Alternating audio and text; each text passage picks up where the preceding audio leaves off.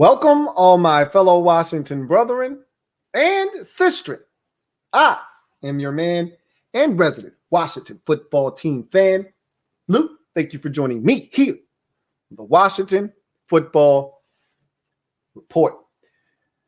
So, I am exhausted, and this has been a long day. So much so that I had to go and pour me a glass of wine. So I'm going to sip this nice and slow and enjoy this glass. Make it last like Keith Sweat. Chop it up with you guys. Talk some burgundy and gold. And hopefully have some fun in the process of doing so. That being said, how are you guys doing? Welcome to the Washington Football Report live. I, of course, am your set man, Louie T. Thank you for joining me. Lot to get to as we are less than a week away from the start of the 2021 Washington football team training camp. It gets underway on Tuesday. You really aren't going to hear much out of camp until probably Thursday. You know, Tuesday's more of everybody checking in and getting settled. They're going to have to do conditioning drills and things of that nature. And so I think you'll start to really hear about training camp and, you know, positional battles and things of that nature.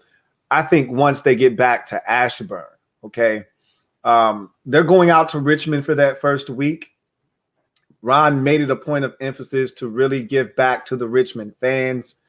And so I don't think you're going to see a situation where they're out there really going after it in Richmond. I think they're going out there for a week. It's more about the fans when they go out to Richmond. I think after they come back from Richmond, that's when we're really going to get a real view and somewhat of a picture of what to expect. We'll start to hear things about camp and some battles and how guys are performing, and that's when we can get into the minutia of what's going on a daily basis out there. But I can tell you this: I go into this camp being, you know, as excited as I've been for a Washington football team camp. I've said this already numerous times, so this isn't new news. Since 2016, I was really excited going into that season. High hopes for the team. They should have made the playoffs that year, but that didn't happen. That's nor here nor there. But, you know, the bigger question for me surrounds the roster. You know, some of the guys on it. We know of probably, if we sat here and made a list, and we've done this exercise before in some capacity, if we made a list, we probably could hack out 40 to 45 guys that are locks to make this football team. I think that's a pretty safe assumption to make. It may be even closer to 48 to 50. The problem, and we've done this before, is we could make a list of 65 guys that could make this team, and there are only 53 spots. That's where the issue lies with this football team. And because of that, we are going to have to cut some guys that we think should be talent-wise, I should say, because their play on the field in practice and in the preseason will dictate whether they make the team or not. And sometimes that doesn't even tell the story, because there are guys that go out, kill it on the practice field, do the same on the field during the preseason. And you hear this all the time when we watch Hard Knocks or one of these shows that are reality shows following teams in training camp. You hear coaches say, "I'm sorry, man, you've done everything we asked, but it's a numbers game." And sometimes guys get caught up in a numbers game. I think more specifically, we're going to see that with the receiver position this year, where there may be 2 or 3 guys that actually deserve to be on this team, and they simply get caught in a numbers game, where there just aren't enough spots for those guys to make the football team at a position that is jammed. I mean, there is a log jam at wide receiver, assuming health. It's a log jam. But that's the position we all want to talk about. There are other positions with players that are definitely going to make it hard on the coaching staff. And I'm anxious to see who those players are and what decisions the coaching staff decide to make. With that said, there are a bunch of topics that we'll get to. One of those topics will be guys on the bubble. We'll talk about that at some point tonight, whether you guys bring it up or I bring it up myself. We will talk about, vaccine and where Washington lies there. That's been a hot topic. I've pretty much told you guys how I feel about this, but I'll reiterate it. The NFL made a little noise today with their statement, essentially coming down harshly, and really they drew a hard line in the sand. And as a wise man once said, I dare you to cross that line. I dare you. Put the cap on my head. I dare you to knock that shit off. I double dare you. They're pretty much calling everybody's bluff. They're saying, okay, you don't have to meet our 85%, vaccination rate threshold that we've set. You're fine. You do whatever the hell you want to do. Just know that if you get caught up and 5 or 6 of your players end up with COVID or they're in the protocol and the contact tracers suggest, because again, if you're not vaccinated, you got to do that whole song and dance like you did last year with the contact tracers. And if a guy's in a room and he's in the protocol, then everybody else in the room that's come in contact with that guy, they got to go into the protocol, whether they have COVID or not. That's what they're kind of alluding to. Like, look, last year we had some teams in some tough spots with guys that didn't necessarily have COVID. One guy might have had COVID, or one guy might have been around somebody that had COVID, but they didn't have COVID. But we weren't sure if they had COVID. And because they were around someone that did have COVID, now everybody, including the guy that brought it into the building or the guy that was around somebody that had COVID, everybody that has come in close proximity to that player, all of y'all got to go into the COVID protocol. All of y'all. And it wiped out complete rooms. Remember, the Denver Broncos had to play with a practice squad wide receiver at quarterback, Kendall Hinton, last year, because their whole quarterback room, none of which had COVID, their whole room got wiped out. And that's what scared everybody into getting a quarantine quarterback. Nobody wanted to end up like the Denver Broncos. So what the NFL is saying, hey, look, we're going to treat your ass like the Denver Broncos, or worse, if we end up with a Tennessee Titans situation where we got to postpone a game, or a Baltimore Ravens situation where we got to postpone a game. We're not postponing games this season, or we may try to fit you in somewhere. But unlike last year, where this was a situation everybody had to deal with, everyone was dealing with this, we're not doing that this year, because we gave you an opportunity. Everybody knew what was coming around the corner. Everybody knew what was on the horizon. This isn't a surprise like it was last year. Last year, we all were dealing with this, and we really didn't know how to go about it.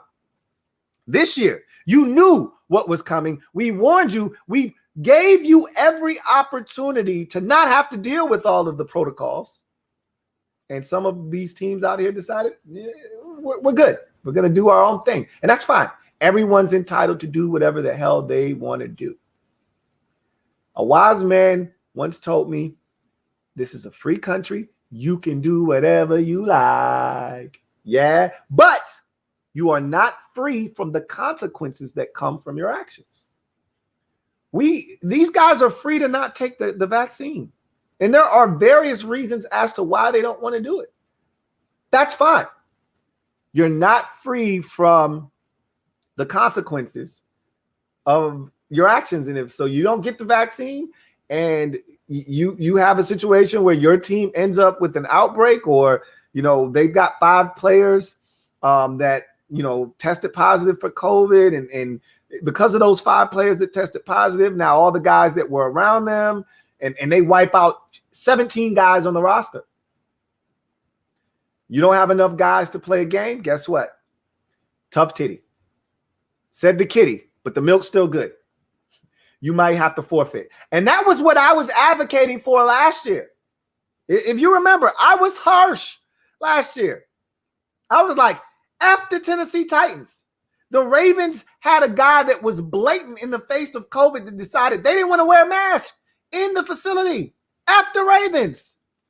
Make them forfeit. Don't start juggling around games and tweaking the schedule to accommodate a team that blatantly spit in the face of COVID and the protocols. You make them pay. They're doing what I suggested they did last year. They're doing it now.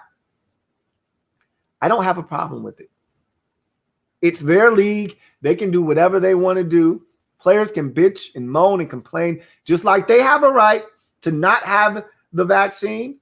The league has a right to say, you have every right to not take the vaccine, but here's the punishment if you should contract COVID-19. And they're going to be a lot more lenient on teams. Let's say, because this is the thing that freaks me out with people. People make this assumption, and we know it's not true. They make this assumption as if you get the vaccine and you're good. You can't get COVID. Okay. It's not like the vaccine you get when you have to go to the 6th grade and they give you, I think it's a tuberculosis vaccine or whatever it is. And it just makes sure you don't get this, infection or whatever. It's not like one of those situations where you take this vaccine and you're good. You're not going to get it. You can still get COVID even if you're vaccinated. Okay. So a team with 100% vaccination rate can still have a player that gets COVID and a team can still be in trouble. And the league is going to go out of their way to accommodate that team because they did everything that they could to put themselves in the best position to be successful, and they still got COVID. Shit happens. But if that same team decides that they only want to have 52% of their guys vaccinated, and they run into that same situation that X said team does with 92% vaccination rate, the league's going to come down heavy on them. So you didn't follow the rules.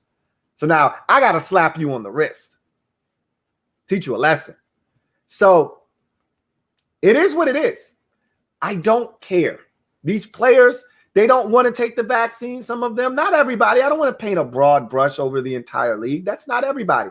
The guys that don't want to take it, that's their prerogative.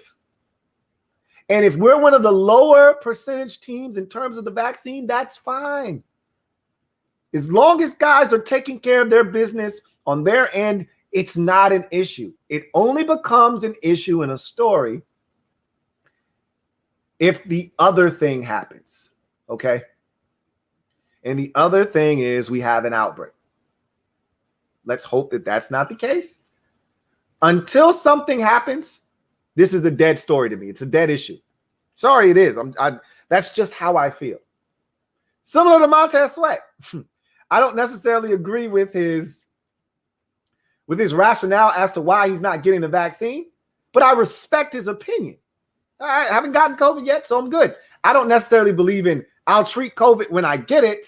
Not really how this works, Montez, but that's fine. I feel similar about this topic, though. Until we have an issue, I really don't think I need to discuss this. Now, everybody's getting bent out of shape about it. Until we actually have an issue, which we didn't have one last year. I know last year is last year. The past is the past. I am totally on board with that. Till it's an issue, it's not an issue for me. So thank you guys for jumping in the stream with me. And hopefully you go out and get you an adult beverage or whatever's your vice. Hey, go get you a soda. Go get you some water. Whatever you feel like sipping on is one of those nights tonight. So go to the fridge right now. I'm begging you. Go to the fridge right now. Go and get you a beverage. Doesn't have to be an adult beverage. Whatever is your advice, get you a soda, get you a juice, get you some water, whatever. You want to join me? Please, by all means. But I'm sipping slow tonight, man. I need it. Gotta have it. So,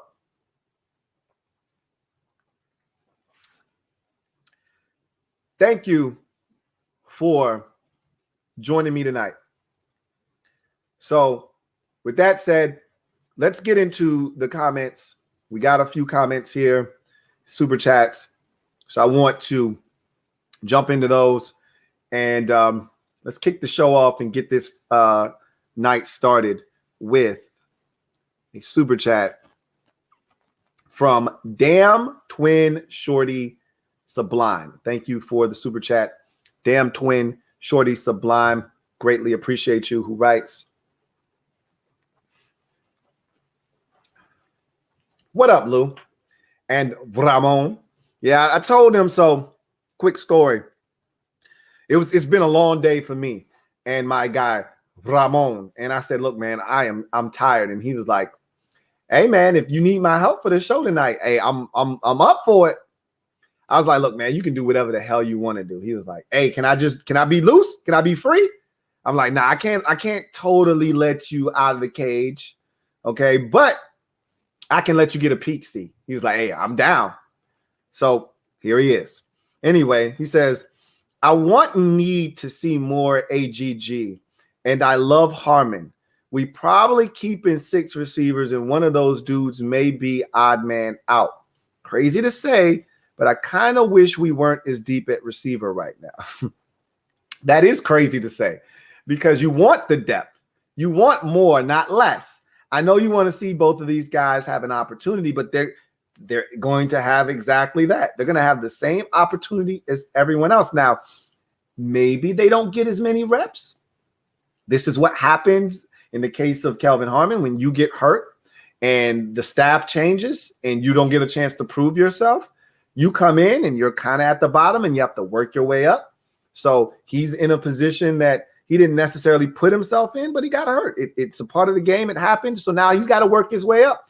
For AGG, Ron Rivera was a part of the brain trust that brought him here to Washington. Now, the guy that actually pulled the trigger and drafted him is no longer here in Kyle Smith, but Ron Rivera still had to okay that selection.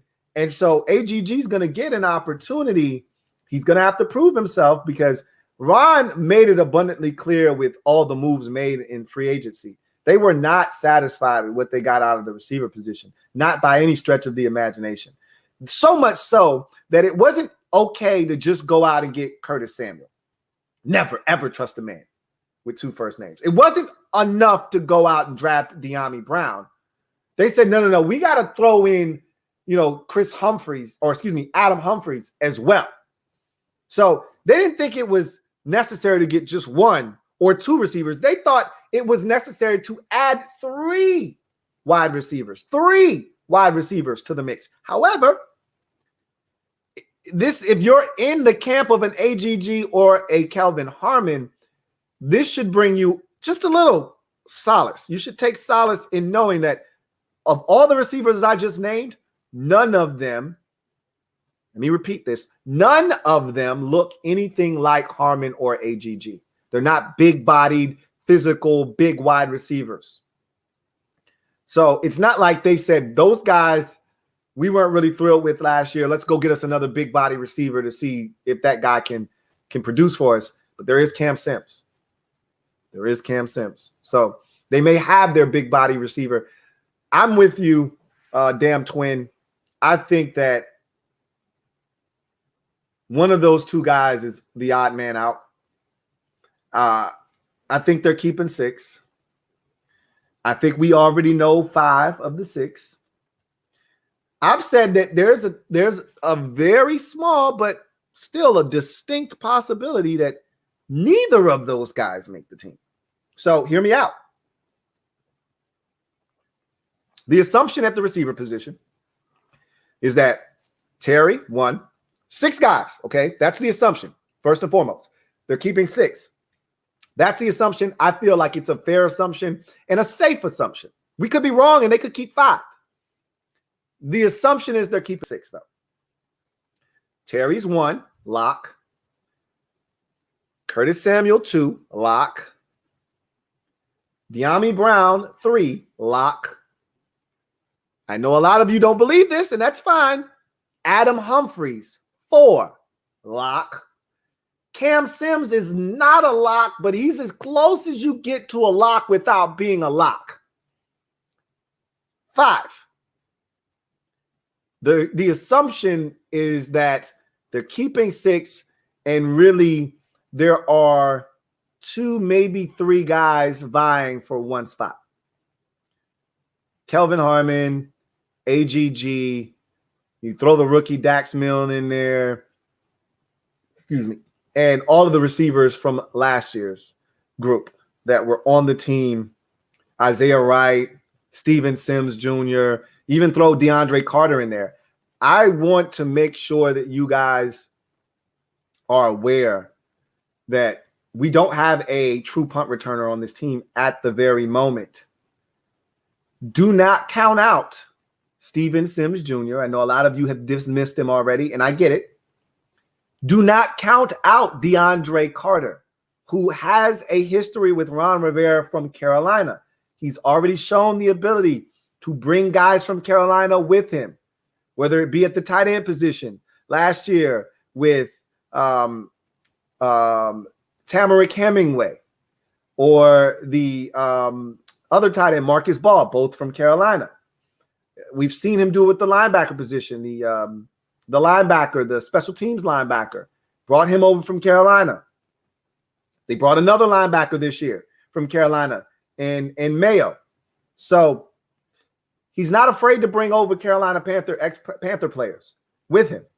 So this is another opportunity. Curtis Samuel, another example. He's not afraid. Let's see if DeAndre Carter has a legitimate shot or not. Don't dismiss those guys. There's a realistic possibility. It could be small, but it's a possibility nonetheless that neither one of those guys makes the football team.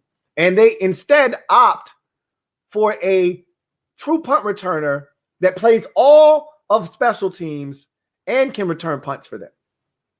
And honestly, that last receiver spot, I think it's a 50-50 split. 50%, how can you help this team offensively? And it may even be 60-40. 40%, how can you help this team at receiver? 60%, how can you help this team on special teams?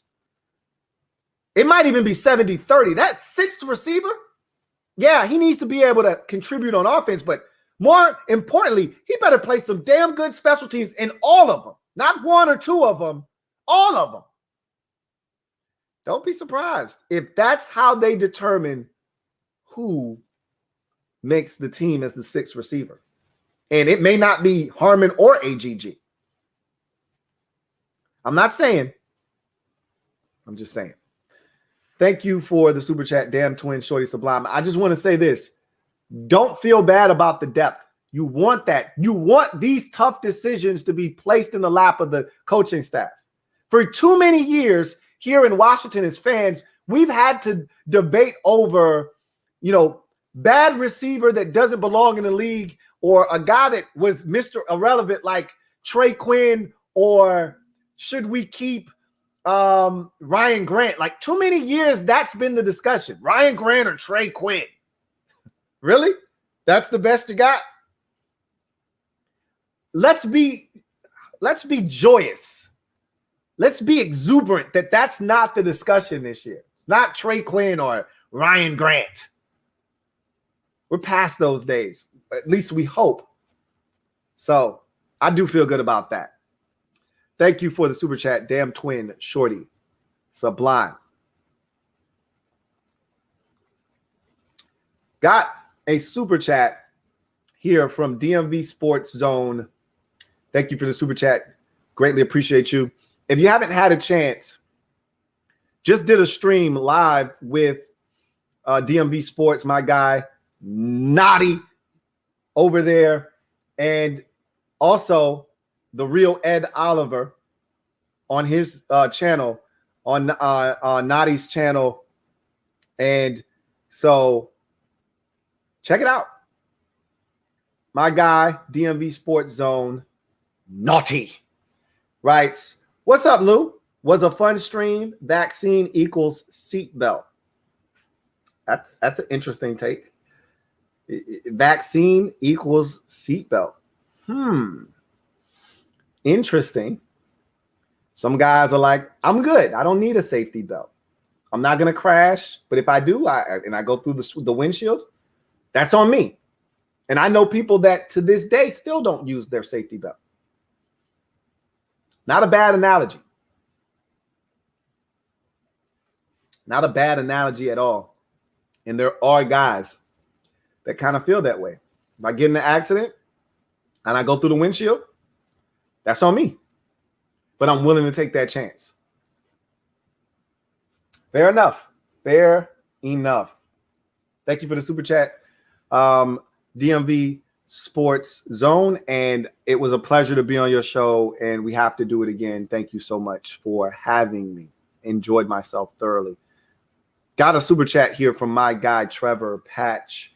Thank you for the super chat, Trevor Patch. As always, greatly appreciate you who writes. 80 people watching. Can I buy 80 likes and share with this super chat from my man, Louie T? When's the nightly news coming back? Great question, Trevor. The Washington Nightly News will make its triumphant return the week of the first game of the season. So it'll be probably that second week of September. It may be the week prior to that, but more likely than not, the week of week one's contest. We will start that Monday, and the Washington Nightly News will continue all the way until Washington season ends. So that's when you can start looking for it. Thank you for the super chat, Trevor Patch. And as my man Trevor alluded to, make sure that you guys like this video. If you're out there, you're watching, you're supporting, the best way to support is obviously the super chat. But if you can't do that, it costs you nothing to hit the like button. So please do me a huge solid and hit that like button. Really do appreciate you guys. And I really do appreciate you, Trevor Patch. Got another super chat. This one is from my guy, Lamarick Anderson. Thank you for the super chat, Lamarick Anderson. Greatly appreciate you. My guy, Lamarick, writes,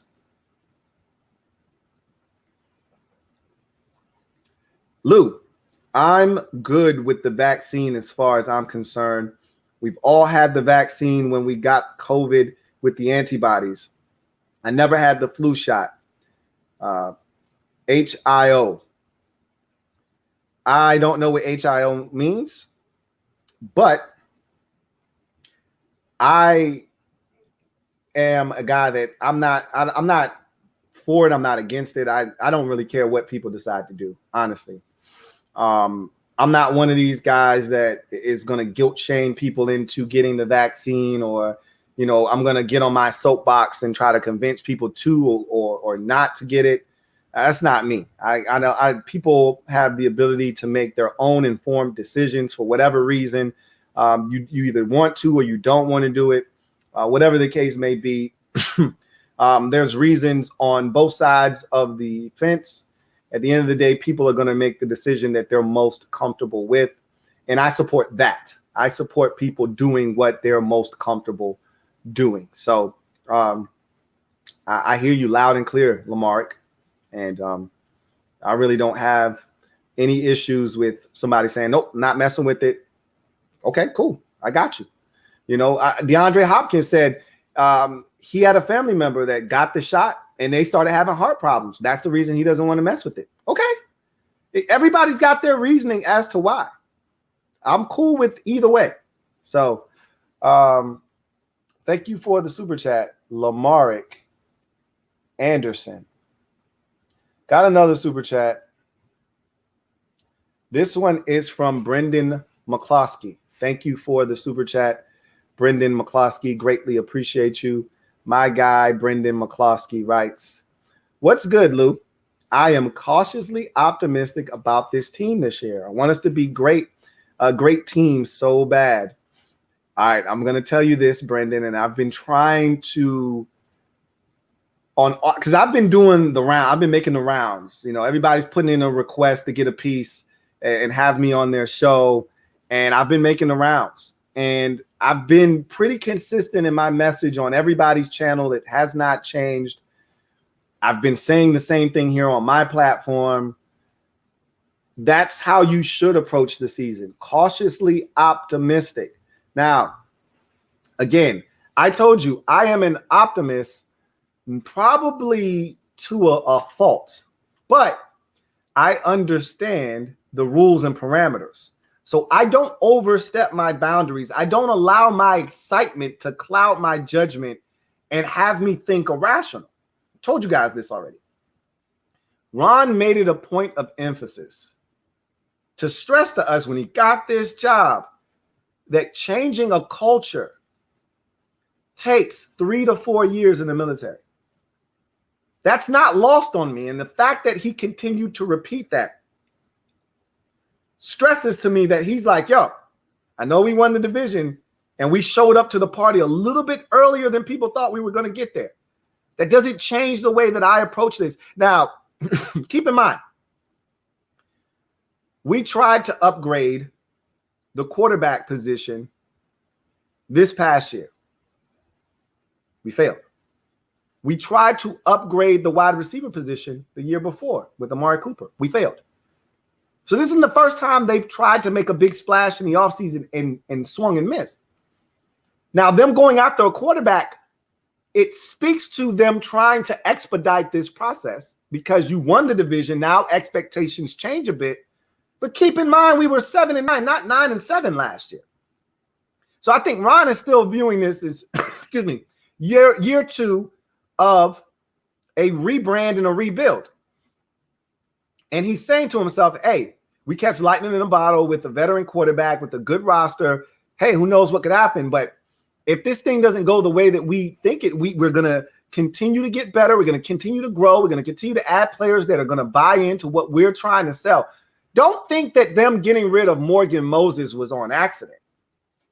Don't think that because they drafted Samuel Cosmi, oh my God, they love Samuel Cosmi so much that they had to get rid of Morgan Moses to make space for Samuel Cosmi. Cosmi may not even start week 1. This is not the NBA. You don't have to get rid of a guy to create minutes for a player.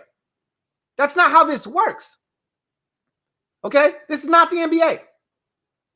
If they wanted Morgan Moses to still be on the roster and start Samuel Cosmi, they could have done that. Or they could have held on to Morgan Moses. It wasn't going to hurt them. He was only making $7.75 million or whatever he was supposed to cost against the cap. It was a relatively cheap contract. They could have held on to him and tried to see if a team had an injury or two in camp and then leveraged him and traded him. They could have done that. They decided to move on from Morgan Moses because he wasn't totally bought into the culture. They said, hey, you think you're a smart guy? And it's not saying, they're not saying that Morgan Moses is a bad teammate and he was a bad apple. He just wasn't fully bought in. He wasn't fully invested in the movement. And they said, that's okay. You don't have to be fully invested. But you're not going to be fully invested here. You're going to have to do it somewhere else then. You're not going to be fully invested. You won't do that here. You won't contaminate other guys in this locker room. You got to do that somewhere else. So you can find a trade. If you can't find it fast enough, we'll help you. We'll put you out on the street and you can find your own team. You can pick your own team. And that's what they did. So I said all of that to say this, Brendan. And I know I went off on a bit of a tangent. You know that's what I do. I said all of that to say this. It's within reason to be optimistic, okay? But cautiously is the key word you use there. And I think that is the smart way to go about things. Because cautious optimism allows you to be on guard at all times. It allows you to be happy and enjoy all of the good times but also be prepared when adversity hits. See, when you go in there and you're just optimistic and then bad shit starts to happen, you go off the deep end. And I hate to point fingers, but I got to do this. And he knows he's my guy, but I get him every time when he does this. And he knows he's guilty of this. I'm going to throw him out there. Excuse me. My guy, JP. JP is always at the end of one end of the spectrum or the other. My guy, and I love JP, and he knows he's my guy, but we have these discussions every year because JP flies off the handle. When shit goes sideways and we lose a game that we're supposed to win, and we play awful, or we didn't make this play, or we should have made that play, JB comes and he rants, fire everybody. This team is awful. This shit will never change. And JP has had it.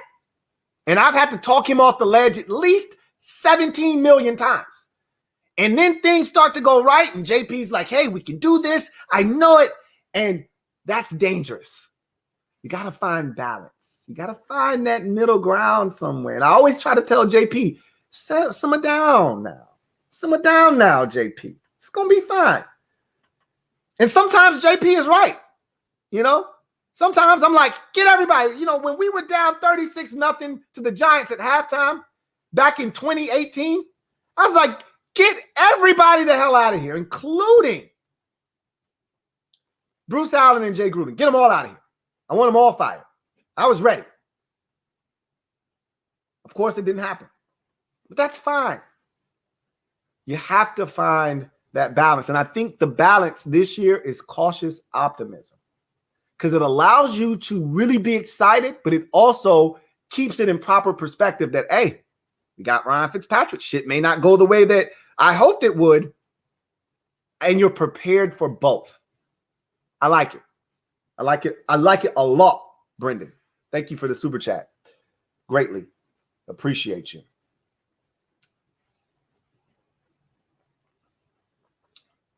Oh, shit. Here we go. Got a super chat from Ashley Savage. You dirty rascal, you. I should have known you were going to do this. You did it last year, too. Happy birthday to the GOAT. Thanks for your hard work. Technically, today is not my birthday. My birthday is tomorrow. You may see me tomorrow on the LouieTeeNetwork podcast. You may not. But I'll take your happy birthday a day early. Hell, you know, these streams from time to time happen to roll into the next day. We may be here until past midnight, and it might be my birthday. Either way, thank you. I really do appreciate that. I tell you guys that, you know, the number 23 is the best number ever created because my birthday is on the 23rd, and July happens to be the best month. And I don't run away from that, but I didn't want everybody to know that my birthday was tomorrow either. So thanks for that. Really do appreciate you. As always, love you. Thank you for the super chat. Got another one here from Jaden Dolfelmeyer. Thank you for the super chat, Jaden. Greatly appreciate you. My guy, Jaden, writes, hey, Lou, I saw on IG earlier a projection of our 53-man roster, and I realized that David Mayo and Jarrett Norris are backup linebackers. That's scary. What did I tell you guys? What did I tell you? I'm not that worried about our starting linebackers. That's not the concern. I've been on multiple shows, and the question always comes up, what are some of the positions you're concerned about? What are some of your biggest concerns heading into training camp? And one of the things that I always rip off is the depth at linebacker. I can't stress this enough. I told you that I not only wanted one linebacker in the draft, I wanted two. And that's why a lot of you out there went out of your way to try to push Shaka Toney to linebacker. Like, hey, they're trying Shaka Toney at linebacker. I think they're going to move him to linebacker, Louie T. And I'm like, Nah. Mm-mm. They didn't draft Shaka Toney to be a linebacker. He did a little bit of that at Penn State, but they drafted him to bag QBs, okay? And they may stand him up in some situations. I'm not doubting that. But they drafted Shaka Toney to bag QBs. And he's got the ability to do that. So until otherwise notified, Shaka Toney is a pass rusher. So I'm worried and concerned about linebacker. And I've told you that as much. I said, it's not Jamin Davis. It's not Cole Holcomb. It's not necessarily John Bostic or Khaleke Hudson. It's not those guys that I'm concerned about. It's the guys behind them. Those are the guys I'm concerned with. And the fact that Jared Norris, who was on this team last year and is a core special teamer, one of the better special teamers in the entire league, but he's nobody's backup linebacker. You don't want him on the field during defensive snaps. You want him on the field because he's a core, dynamic special teamer. I talk about this all the time. In order to not have big plays created on special teams, you have to have special teams fiends. And I said you have to have a fiend and a half. That's the baseline to not have kickoff and punt returns broken on your special teams unit. Well, we had two fiends on the roster last year. Troy Apke and Jared Norris. A lot of you want Troy Apke gone. He more likely than not is getting cut. Well, you better have at least a half a fiend on this roster, and I think they may be replacing Troy Apke with another fiend in Derek Forrest. We'll see. I got to see it to believe it. Bottom line is, I've stressed this a ton. I'm scared of the depth. And I said, look, Jared Mayo is cool. I don't want him on the field, though. He's all right, but he's not real. So, back to my original point. We drafted Jamin Davis. We did not draft another guy. That either means they're really comfortable with what we have and they feel like those guys are adequate, or they're setting themselves up for a disaster in the event that catastrophe strikes. Hopefully, it's the former and not the latter, because you seeing that on IG, that's not a mistake. Those two guys, Jared Norris and Jared Mayo, those are more likely than not are backup linebackers. So I hope you guys understand that David Mayo was in Carolina. Jared Norris was in Carolina. Ron trusts those guys, and they may have to see the field. That's a scary proposition. You may feel a lot more comfortable with them after the preseason. I'm not comfortable with it, however. And so you can't fix everything in one offseason. It's not possible. So we'll see what happens, but you should be scared. That's one of the things that I'm most nervous about going into training camp and into the season, is the lack of depth at linebacker. Excuse me. So I'm with you, Jaden. That's a scary proposition. Thank you for the super chat, Jaden Doppelmayr. Got another super chat. This is from my guy, Lamarick Anderson. Double up. Sounds so much better this week than it did last week. My guy, Lamarick, thank you for doubling up. Greatly appreciate you. My guy, LA, writes, I would not be surprised if Jared Patterson is put on punt return and AGG is on the practice squad, or Dax Milne is that guy. Just saying. I'd be shocked if Dax Milne makes this team.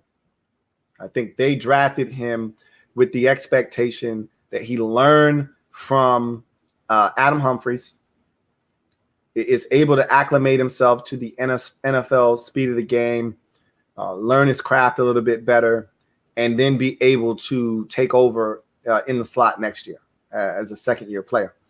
I think they want to develop him, continue to work with him, and then they'll use him as younger, cheaper option in the slot, more likely than not. I could be wrong. They could love Adam Humphries' play this year in production and decide to bring him back next year. Who knows?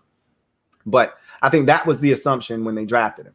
Hey, we don't expect this kid to make the roster, but we do want to work with him. We see talent. We see a guy that could help us, down the road, and we want to work with him. That said, Jarrett Patterson is a guy that I've heard is capable, but I haven't seen him in a punt return setting. He doesn't strike me as a guy that's a punt returner. I've heard people throw that out there. I don't know how accurate that is.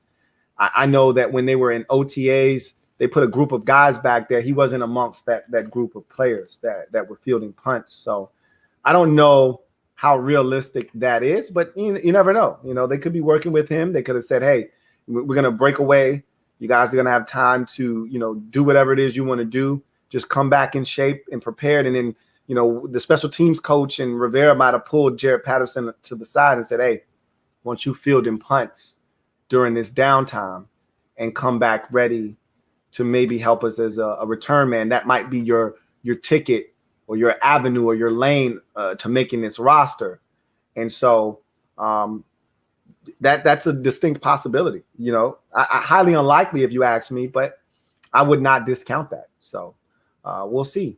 But thank you for the super chat, Lamarck Anderson.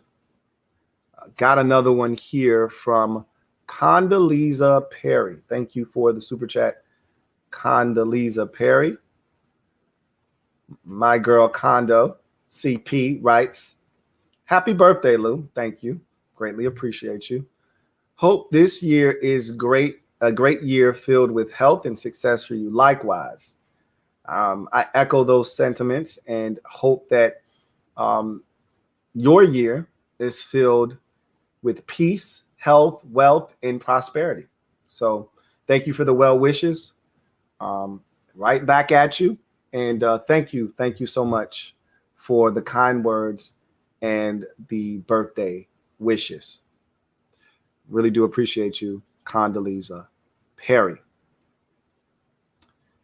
Got a super chat here from Door Gunner. Thank you for the super chat, Door Gunner. Greatly appreciate you.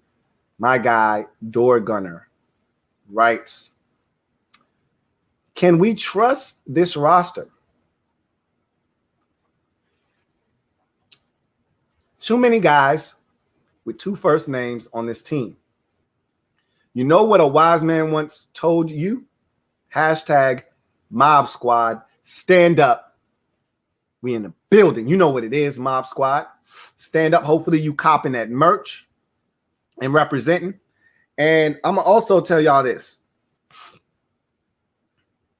I've had so many people hit me up that didn't have a chance to get their hands on the Ron's Plan merch.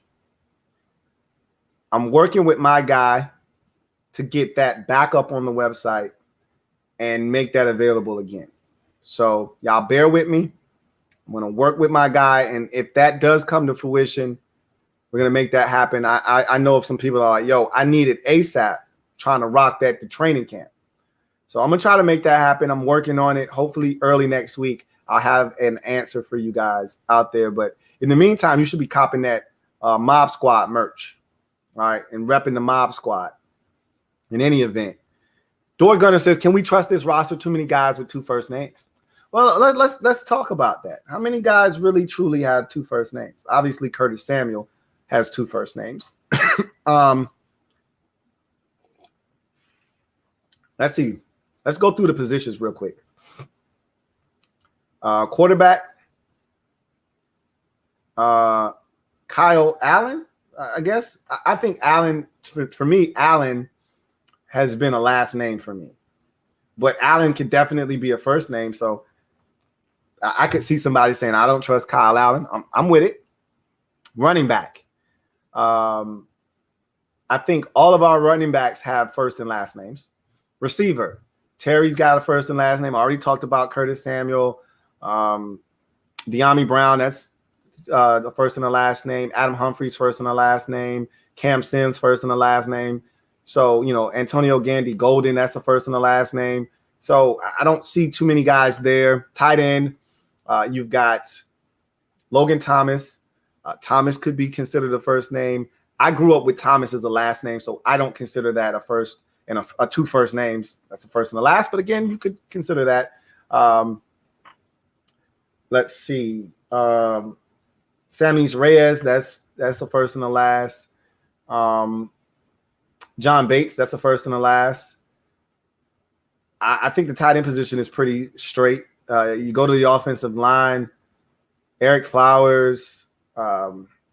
You've got Charles Leno Jr. You've got Chase Roulier. I mean, I could go through this exercise. I haven't run into a bunch of guys. Maybe you go to the defensive side of the football and you may run into Cornelius Lucas. That to me is considered two first names. I don't trust him. I told you guys that as much. If we're continuing with the offensive line, Sheriff is good. Samuel Cosme is good. I don't see a lot of guys, so maybe two or three on the offensive side. You go to the defensive side, Chase Young, Montez Sweat, Deron Payne, Jonathan Allen. Again, if you consider Allen a first name, then you got two first names. I don't, so that's not a big deal for me. Matt Ioannidis. So, nobody, Tim Settle, all those guys, they're good. So linebackers, same deal. Like there aren't a lot of guys with two first names. So I trust this roster. I don't know where you get the idea that there are a bunch of guys with two first names. I don't see a lot of guys with two first names. But again, beauty is in the eye of the beholder, or untrustworthiness is in the eye of the beholder. And maybe you don't trust some of these guys because you think they've got two first names. If you consider Thomas two first names, you don't trust Logan Thomas. You consider Allen two first names, you don't trust Jonathan Allen, you don't trust Kyle Allen. I get it. Those guys are good on my radar and watch. So I trust the squad. They get the Louie T stamp of approval. So thank you for the super chat, Door Gunner. See, got another super chat here from Metaphor. Thank you for the super chat. Greatly appreciate you. My guy Metaphor writes, hey, Lou, twin came early. So happy birthday, Ramon. Twin came early. Did I miss something there? Are we being literal? Because you're one of the biggest trolls in the comments. And I mean it in the most sincerely, in one of the most sincere, most fun ways. I love you. You're my guy. But you're also a troll. And you know that. So are we being serious here? Like, were you expecting twins? Or did I miss something? Help me. Help you. Help me. Either way, thank you for the super chat. And thank you for the well wishes. And you say happy birthday to Ramon. And he says, why, thank you. So really do appreciate you, Metaphor. Got another one here from my guy, Lamarick Anderson. Thank you for the super chat. Your third of the night. Really appreciate you tripling up. My guy, LA, writes, happy birthday, Leo. My wife's is the 29th. Well, your wife is in great company. I rock with your wife now because all us Leos, especially the July Leos, but I claim the August ones as well. But the July Leos, we get down. We rock hard. We rock heavy. And we, like the lions that we are, we roam in packs and we defend one another. And so your wife is awesome. And hopefully she knows that. And make sure you tell her from me that I said, hey, fellow Leo, we ride together. That's what it is. So thank you for the well wishes, Lamarick. And tell your wife I said happy belated birthday. I will not be live on next Thursday, which is the 29th, which is her birthday, but I will be live earlier that week. And I may tell her again happy belated birthday, but I'm going to say it now just in case I don't get a chance to. Tell her I said happy belated born day. Really appreciate you, Lamarck. Tell your wife what's up. Really appreciate you, Lamarck Anderson. Got another super chat. This one is from Rashad Coker. Thank you for the super chat, Rashad Coker. Greatly appreciate you. Rashad writes, happy birthday, Lou. Much love, loving the content. Thank you, Rashad. Really do appreciate you.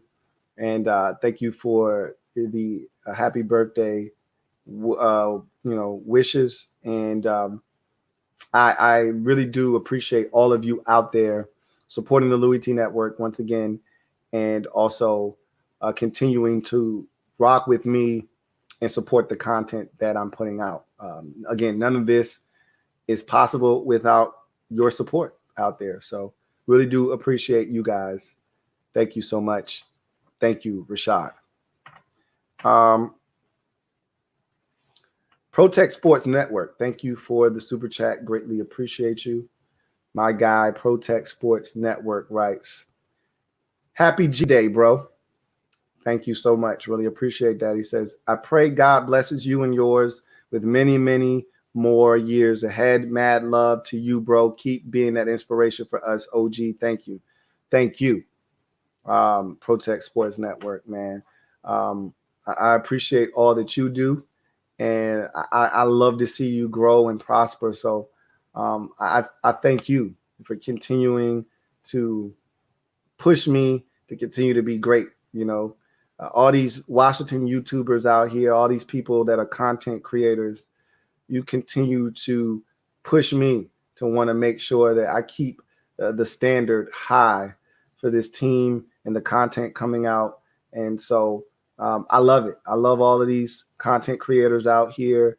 And you're one of them that continue to create, great content. So keep it up.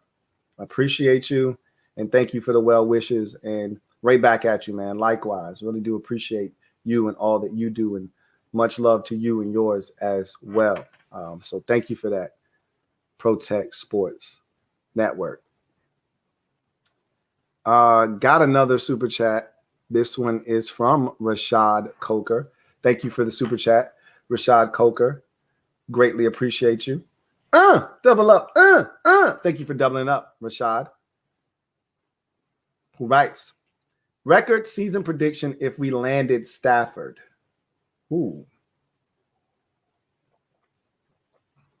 So you want to go hypothetical, eh? Had we landed Matthew Stafford, my outlook for the season would be vastly different. I would have a different tune. I told you I would have been probably talking reckless, and I would have had to reel myself in. And there would have been times where I would have been trying to go off the deep end, and I would have had to pull myself back, because I probably would have been talking reckless, because I've stated this already. With a upper tier quarterback, which I consider Matthew Stafford, top 10 guy or someone in that discussion, I think Stafford, I've said this, I think Stafford is a top 10 guy. I think Stafford is severely underrated. And I know some of you are like, Stafford's ass, he hasn't won a playoff game, yada, yada, yada. And that's fine. You have every right to feel the way that you do about Stafford, good or bad. I'm just going to tell you, I know what my eyes see, and I know how good Matthew Stafford is. And if he were inserted on this football team, I've already said this, we're a quarterback away from our Super Bowl window being open, wide open. You add Stafford onto this football team, and I'm talking reckless this year. Now, would we win the Super Bowl? Probably not. Probably not. But would we be in that discussion? You damn right we'd be in that discussion. Heavy. I'd be talking 11, 12 wins with Matthew Stafford on this roster. And that's with this murderer's row, schedule of quarterbacks that we play. That's with the Mahomes and the Allens and the Bradys and the Rodgers and the Wilsons and the Dak Prescotts twice. That's with all of those guys on the roster, on the schedule. I still would be looking at this team in an 11-6, 12-5 light, and from that type of spectrum. But that's not what we have at quarterback. That's not what it is. But in your hypothetical, that's the propaganda that I'd be slinging right now. And, excuse me, I don't know if the urge to talk reckless would be curbed enough, because that's how highly I think of this roster talent-wise. Now, that's on paper. They got to go out and prove it, right? But on paper, I told you this is one of the most talented rosters Washington has gone into the season with. There's holes on this roster. Don't get me wrong. I just talked for 7 minutes about the linebacker position being potentially a problem if we have to tap into the depth or the lack thereof. There are holes on this roster still. There are positions that we can upgrade, but you can't fix everything in one offseason, and I acknowledge that. However, we're a much stronger team than we were a season ago. And this team, I thought, made some leaps and took leaps and bounds last year with some of the acquisitions that we didn't know about. I knew about J.D. McKissick if he was healthy. A lot of you didn't. I told you, I said, he's going to be the guy that you enjoy the most out of all of these guys that we acquired. I didn't expect anything out of Logan Thomas. Boy, was I wrong. He's changed my whole perception on what he can be in this league. Now, I still think there's a cap on his ceiling, but I was giving him no chance last year. I was like, wait and see, but it's Logan Thomas. Well, I don't feel that way anymore. I think he has a chance to be really, really good.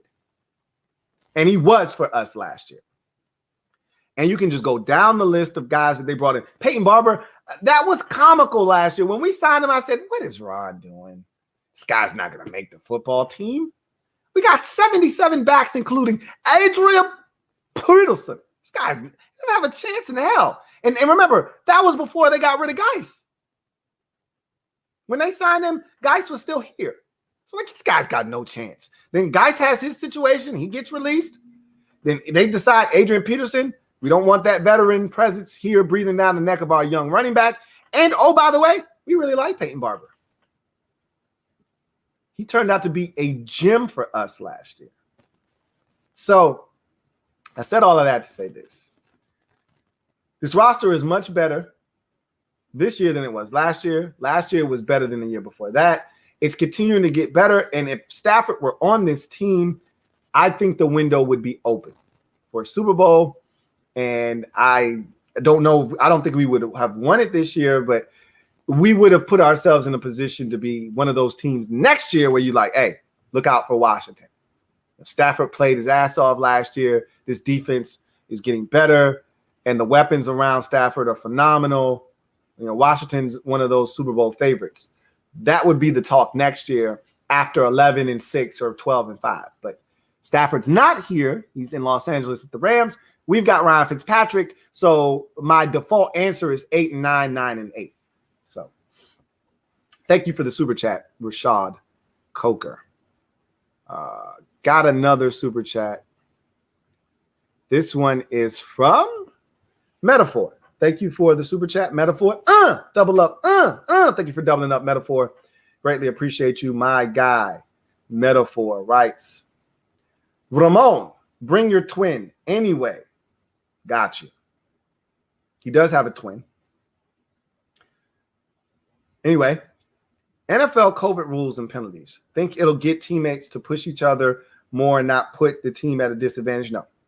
I think that this COVID thing, while it is a discussion within the locker room, and Montez even told you, yeah, we talk about it in the locker room. It's a topic that these guys are going to talk about, but I think it's like your money. In an NFL locker room, guys, it's almost like an unspoken language. You don't talk about another man's contract. You want all of these guys are your brothers in the locker room, and you want your brothers to get as much money as they possibly can. But at the same time, if you think you're better than one of your brothers and you see one of your brothers getting broken off, you're like, hey, where's my bread? Same thing with this COVID situation.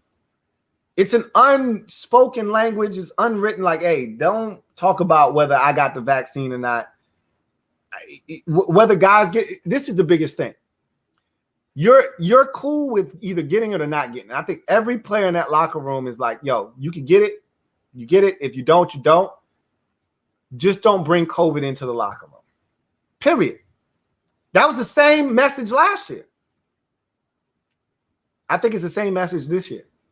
Whether you take the vaccine or not, just don't bring COVID into the locker. Now, again, do you have control over that?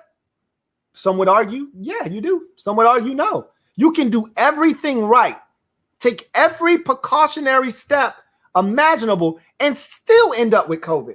I can attest to that. I didn't get COVID, but I did everything you could possibly do to stay away from it and almost came in contact with COVID twice, had 2 COVID scares. So I know that you can do everything right, everything by the book, and still get it.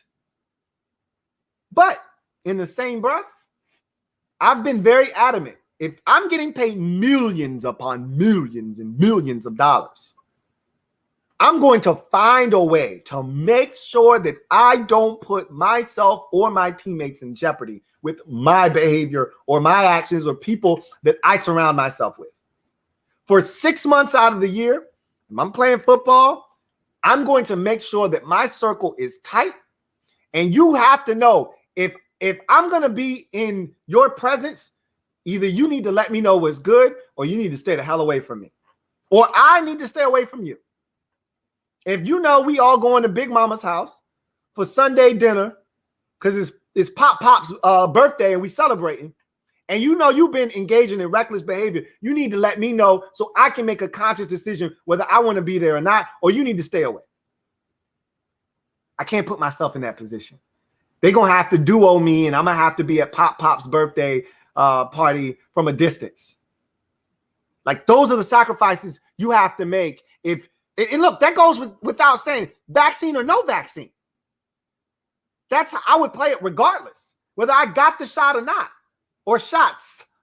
So I think you have a moral obligation, not only to yourself, but to your teammates, to put yourself in the best position possible so that you can play on Sunday and your teammates can as well. So I don't think the other players are going to start vaccine shaming one another, putting pressure on guys. They're going to do whatever they want to do, and all the players in the locker room are going to support that. Would they like everyone to get the shot? And that's why Ron did what he did. Ron, he's not slick. Ron tried to vaccine shame the players. Condoleezza Perry and myself both said Ron was flat out wrong for what he did to Montez Sweat and all of those players, because he didn't have to go public with his view. He didn't have to go out there and tell them, well, we brought in a vaccine expert and an expert on COVID to talk to the player. He didn't have to tell the media all of that shit. They didn't need to know that. That was an in-house discussion. Ron took it upon himself to go out and tell the media because he wanted to shame some of his players into going and getting the vaccine, and it backfired because those dudes was like, not only am I not getting the vaccine, I don't really give a shit what anybody said. I'm not getting the vaccine. So at the end of the day, Ron, he shot his shot. It didn't work. If a guy's going to get it, he's going to get, vaccine I'm talking about. If a guy's going to get it, he's going to get the vaccine. If he's not, he's not. And Ron has to be okay with that. Even if he's not okay with that, Ron has to be okay with that. Because he can't force anybody. He said that. I can't force anybody to do it. But he keeps preaching, we want herd immunity. Well, you're not going to get it. And that's okay. He has to be okay with that. He just has to stress to his players, we're not going to get herd immunity. Okay, that's fine. Then what we need for you to be attentive on and off the field. We need you to come with that same sense of urgency you had last year. I still have. Well, he doesn't have cancer. His cancer is either in remission or he's cancer free. However, treat it like I'm still in that stage and you don't want to jeopardize me, because we're not talking about football. You're talking about my life. You bring COVID into this building, you come in contact with me, that could be it for me. I got cancer, and that was Ron last year. And I think players took that to heart. Like, yo, coach is dealing with some heavy shit, man. I can't be the one to mess around and have coach over here fighting for his life. I think there was a little bit of that out there. They need to come with that same sense of urgency this year. We'll see. Again, I've said this already. I'm going to say it again. I'll probably have to say it a million more times, which is fine. I don't mind repeating myself because I do it quite often. Until this is a story, meaning something abnormal happens, till this becomes a story, for me, it's not a story. Now, the media is going to try to make it into a story. I'm not one of those people. It's not a story for me until it becomes a story. So thank you for the super chat metaphor. Got another super chat from Door Gunner. Double up. Thank you for doubling up, Door Gunner. Greatly appreciate you. My guy, Door Gunner, writes, with reduced salary cap, maybe a surprise linebacker becomes available at the end of camp. We still have some money to burn. That's correct. That is accurate. They could just be waiting to see what other teams offload at the end of camp. Remember, we've got guys that are going to make this football team, and then other players get cut, and our 53-man roster could change. You know, a guy that they really like, that showed well in preseason, but it was a numbers game on another team. They may say, hey, we like that guy in the draft. They cut him. We're going to bring him here into Washington. You're right. Or there are veterans. Remember, Michael Kendricks was on this roster at the end of last season. He was charged, or he was sentenced to 1 day in jail, a fine, and he essentially got slapped on the wrist. He can now resume football activities. Is the league going to step in and suspend him for 2 games or whatever? I don't know. But he was on this roster last year. Could he be back? Sure, why not? I don't know how they felt about him, if they liked him, if they didn't like what they saw out of him, but that's a possibility. KJ Wright's still out there. I don't think they are interested in KJ Wright. They're not looking to get older. They're looking to get younger. So I'm of the mindset like you, Door Gunner, if they bring in someone here, it's going to have to be a young guy that they really, really like, that they want to work with. But I don't, honestly, if we keeping it a buck with one another, I don't see them doing anything unless one of two things occurs in camp / preseason. One, the group as a whole is underwhelming and they're really nervous about their depth takes place. Or two, there are 1 or 2 injuries at the position. I don't see them doing anything of note at linebacker. I think they feel good, which I don't, but I'm not important. They are what's important and how they feel. And if they feel like what they have at linebacker is good enough and they feel good about that group, so be it. But you're right. Don't dismiss the possibility that, some of the depth that we lack at linebacker won't be added to this team at the end of the preseason when cuts start to be made. That's definitely a possibility, one that we should not dismiss. Thank you for that super chat, Door Gunner. Got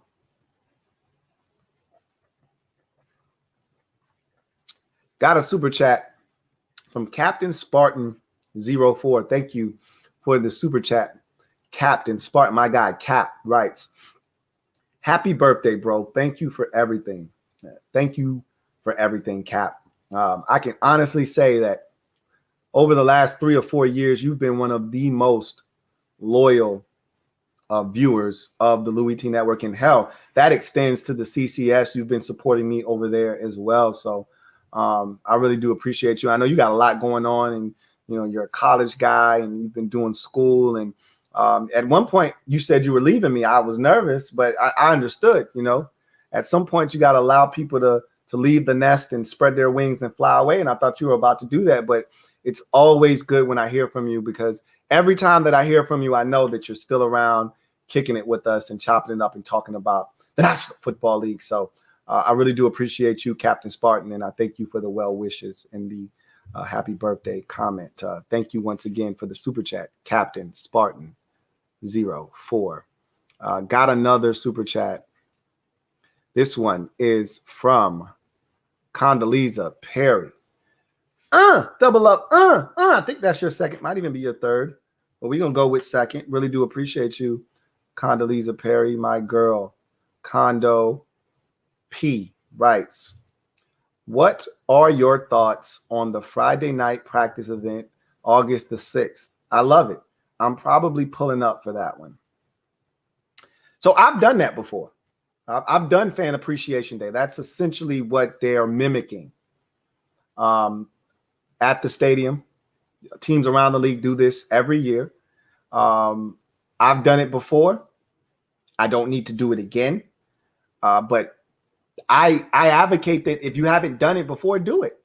You know, it's a chance to get some autographs. It's a chance to interact with other fans. But I've done it already, so I don't need to do that again. So there isn't any desire on my end to do that. But it should be fun for a lot of people who haven't experienced that before. And again, they're doing everything in their power to try to make the fans feel a part of the new culture and a part of this organization. And they're doing everything the right way. And this is another example of that. They've done this in the past. This isn't new. It's not like they came up with some new concept here. They've done this before, and I think they're trying to get back to that, especially after having a full year without fans. You know, they've made it abundantly clear, we missed you guys. And remember, before the pandemic, they didn't have, you know, this many people feeling good about the team. Like, they're trying to win back a large portion of the fan base that became apathetic. They didn't care about this organization. Like, that's a dangerous place to be. I'd much rather have fans pissed off, hating the team, than apathetic, because hate is still an emotion. You still feel some type of way. That means you still have love for this team, because if you didn't, you couldn't have enough emotion conjured up to hate them, because you wouldn't care. That's what apathy is. You don't care. Like, they won? Oh, that's cool. Oh, they lost? Don't give a shit. That's a scary place to be as an organization. That's where a lot of these fans were. They're trying to bring those fans back on board. They're doing everything possible to do that. And, you know, nights like August 6th are a great way to make people feel like they're a part of this process. So I urge you to go if you've never been a part of one of these fan appreciation showings. I have, so I don't need to do it again. But let me know how it goes. And I'd love to hear from a lot of you guys on how that Friday night practice actually goes. I've been to scrimmages at training camp. I was there when Brady and the Patriots were scrimmaging Washington. I've been to fan appreciation days, gotten Santana Moss's autograph. John Hall was the kicker then, got his autograph. I got a bunch of autographs that year. You know, I had a jersey and they just passed it around and they signed it. It was pretty cool. Like I said, I've done that before. I don't need to do that again. So thank you for that super chat. Condo P. Got another super chat from John Perez, my guy JP. Thank you for the super chat. Greatly appreciate you. Who writes, I can't praise the culture change enough since Ron has taken over. No more leaks to the media, no more bad coaching, no more nonsense in the front office. I can say this. Things have gotten a lot tighter. However, I can't co-sign that there hasn't been leaks. There have been strategic leaks. And that's also a byproduct of an organization that's starting to button up, because you get the information out there that you want out there.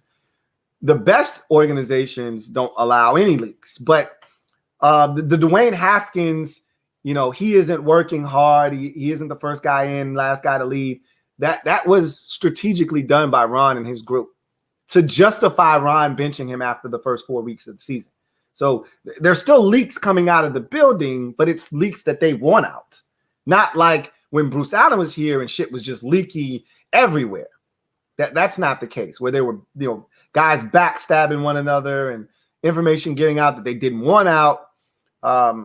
That's not the case anymore. So from that perspective, you're spot on. We've talked about the culture change. I've praised Ron. It's the reason I came up with the Ron's plan concept, because it's not just about changing the culture from a standpoint of, the players in the locker room.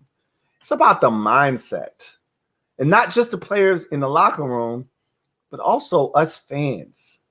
We've been beat up for a really long time, man. We've been beat up. We've been the punching bag of this organization. And yet we continued to support. We continued to root for the team, despite being literally spat on year after year, begging for Bruce Allen to be fired, begging for change, and them essentially looking us dead in our face and saying, shut up, you know nothing, root for the team, do your one job and root for the team and shut up. And after a while, that gets old, and that's how people become apathetic.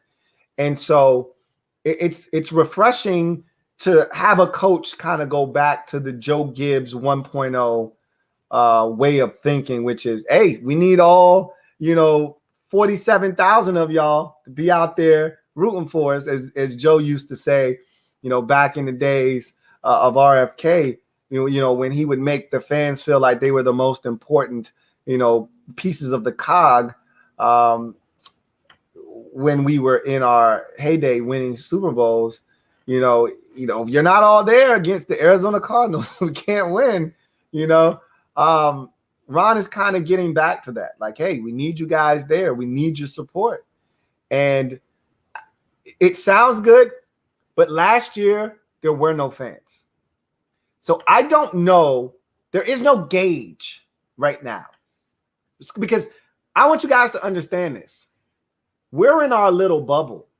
When we're here on the Louie T Network, when you're listening to Ed Oliver on his show, or Rico on his show, or when you're on one of these channels, my guy Tones over at Protect Sports Network, or you're over at Nadi's channel, and when you're watching one of these shows, my guy Sanchez, you're in a bubble. You're insulated. You're amongst fans that care. So everybody's like, yeah, this is cool. That's cool. This is great. Awesome. Yada, yada, yada. It's the same thing that used to get Daniel Snyder and Bruce Allen in trouble every year, because they thought that the Harvest Fest crowd was representative of the rest of the fan base. They love us. We're close. And those fans would go to these events and they would tell them how they love the organization and how you guys are doing a great job. And they would fall for the banana in the tailpipe every goddamn year. And instead of listening to us fans, the diehards out here who are telling them, no, this is bullshit, this isn't good enough, they were listening to the people that would be at Harvest Fest, the people that would show up for the draft party. They were listening to that crowd. And so you can fall into the trap of thinking, oh, shit's sweet. We're going to find out week 1, Los Angeles Chargers, FedEx Field, just how much of Ron's plan is really resonating.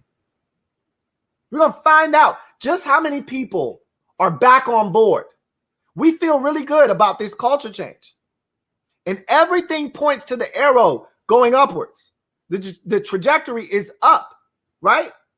However, we think everyone's back on board. We think that people are feeling good about this organization because Condoleezza feels good, because JP feels good, because Kev feels good, Metaphor feels good, my guy DCJ feels good. Because all of these people feel good. We think that, hey, shit's sweet. My guy BD feels good. Colton Wheeler feels good. But what about all the other people that got lost along the way? That's the question. So we think Ron's plan and this culture change and all, we're going to find out. Because if we get to week 1 and there are 35 or 40% Chargers fans, shit hasn't changed. Same shit, different toilet. New season, same damn problems. Not enough fans in the stands. I'm not going to argue about it. I'm not going to bitch and complain and moan about it and gripe about it because I'm not doing my part. So I can't be the one to point the finger. It's got to be one of y'all out there that points the finger that are going to these games and that are going to support by showing up in the stands. I can't do that. I can only say, hey, man, a lot of damn powder blue jerseys in the stands. A lot of Chargers fans making some noise. I can say that, but I can't complain about it. I can't bitch about it. I can't make a big stink about it. I can acknowledge it, but I'm not sitting in the stands. I can acknowledge that. So what I'm saying is we're going to find out because right now we have no home field advantage. I very vividly remember the 2018 season, Alex Smith's first year here in Washington. We go on the road. We beat the Arizona Cardinals, and very handily, I might add. Adrian Peterson's on his roster. There's reason for excitement. We got a quarterback that's led the Chiefs to the playoffs the last 3-4 years straight, division crowns, solid quarterback, not a guy that's going to knock your socks off. You were crying and complaining you didn't want Kirk Cousins here. Oh, Kirk stinks, can't win the big game. He's a choker, throws too many picks in clutch situations. Okay, well, you got yourself captain check down now. God is going to take care of the football. Got you a future Hall of Fame running back, Adrian Peterson. We go to Arizona and we dominate those boys, put their dick in the dirt. And we come home to an Indianapolis Colts beatdown with a Colts crowd at FedEx Field. Filled to probably 45% capacity with 20% of that being Indianapolis Colts fans. What? Where they do that at? It ain't the Giants or the Eagles or the Cowboys fans coming in and infiltrating. It's the damn Indianapolis Colts fans coming in and taking over FedEx. You serious? Yeah. That's when I said, oh, shit's bad. It's real bad. So we're going to find out just how bought in the fan base really is. Because we've seen before when this fan base believes, oh, we can fill up FedEx. Okay? I remember how raucous this crowd was in 2012 when we got hot with Robert Griffin III. Hell, before we got hot with Robert Griffin III. You remember the run against the Minnesota Vikings when he takes off? He's electrifying. Jumps into the crowd. You remember how crazy the building was that day against the Vikings? We weren't hot yet. You remember those games late down the stretch? Monday night versus the Giants. That crowd was stupid that night. Dumb. Then don't get me started on week 17, winner takes all against the damn Cowboys. That crowd was delirious. They can show up when they want to. You got to give them a reason. We feel like Ron is doing that. But is he really?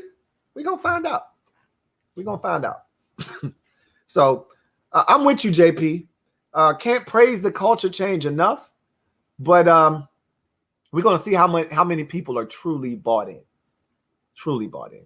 So thank you for the super chat, JP.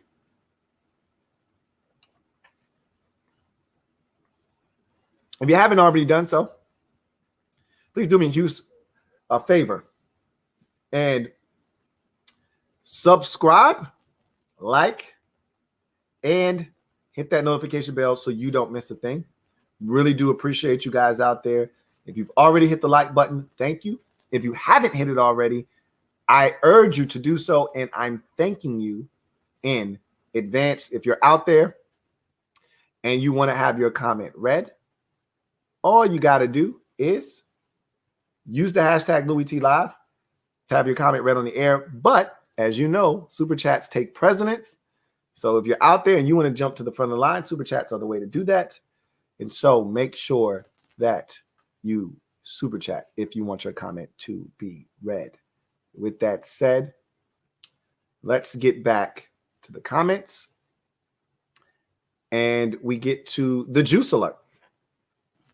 Thank you for the super chat, Juice Alert. Greatly appreciate you.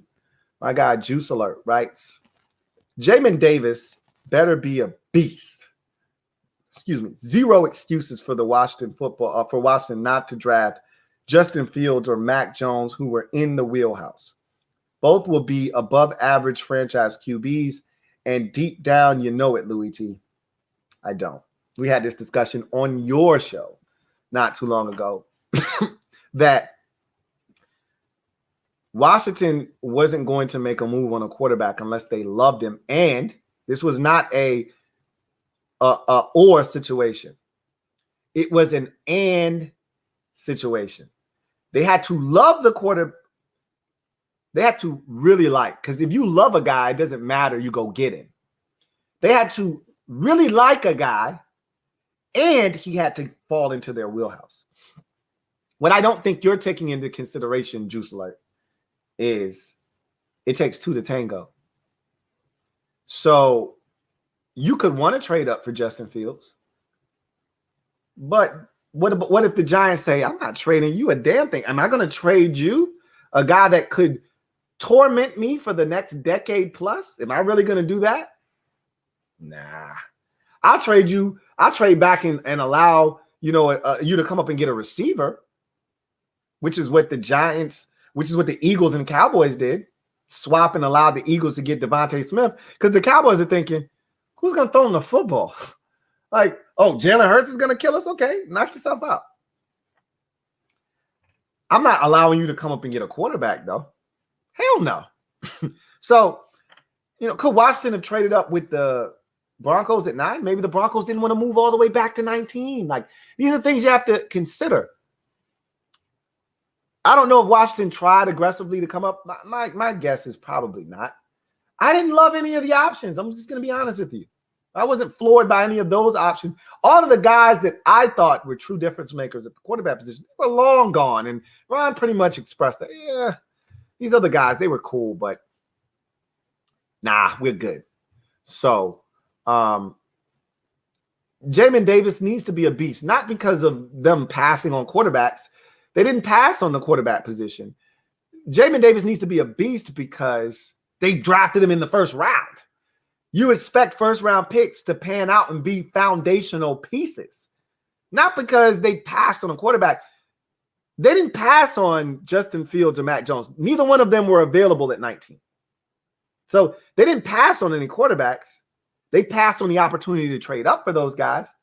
But Jamin Davis was on the clock at 19, and they selected him. Had Justin Fields or Mac Jones been on the board at 19, maybe they select one of those guys instead.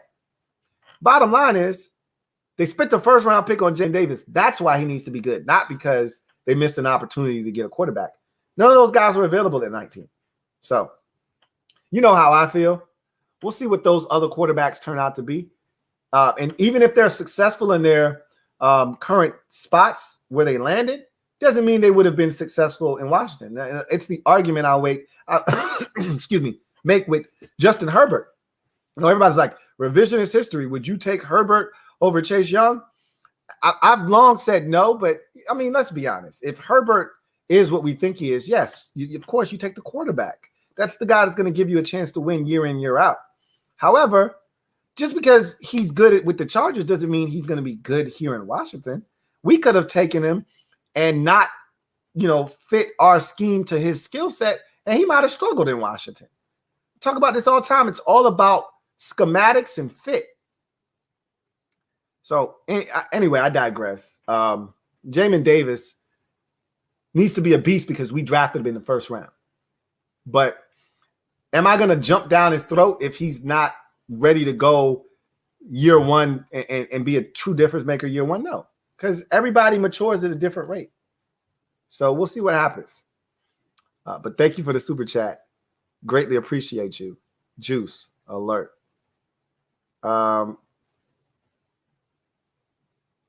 Got another super chat here from Clumsy Jedi 26. Thank you for the super chat, Clumsy Jedi 26. Greatly appreciate you. Who writes, I want Taylor Heineke week 1. I'm going to be honest with you. More likely than not happening.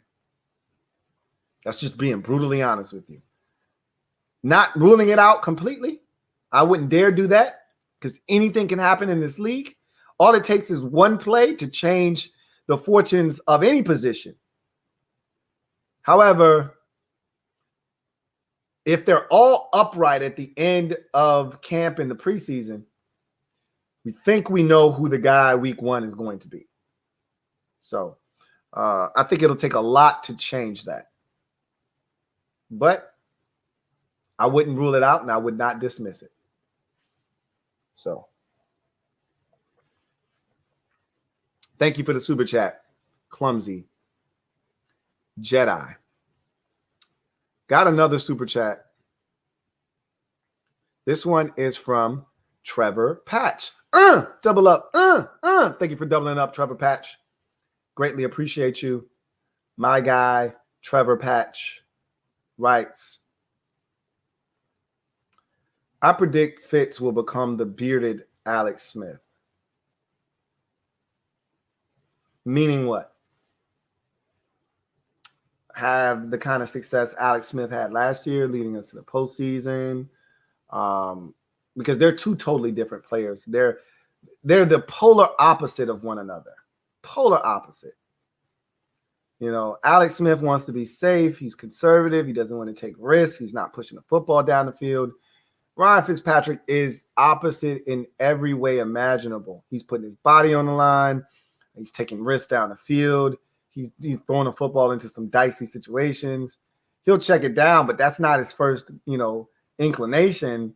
Like they're absolutely opposite of one another as football players. So I need more insight as to what you mean by Fitz will become the bearded Alex Smith. In what way? Thank you for the super chat, Trevor Patch. Got a super chat here from my guy, Barrett Downing, my guy, BD. Thank you for the super chat. Greatly appreciate you. BD writes, happy birthday, Lou. Thank you, Barrett. Really do appreciate you.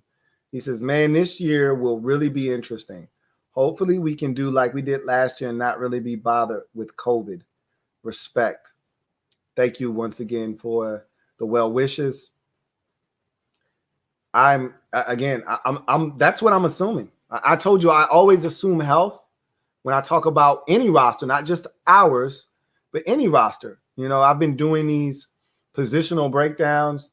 I always assume health until somebody notifies me otherwise. I just assume everybody's healthy when I do these things. Same thing with COVID. Until somebody notifies me otherwise, I'm just assuming these guys are going to take care of business. They're professionals. This is what they get paid to do. Not only do they get paid to perform on the field, they get paid to make sure that they're able to perform on the field by taking care of themselves off the field. And I think these guys, they're professionals and they're going to be able to do that.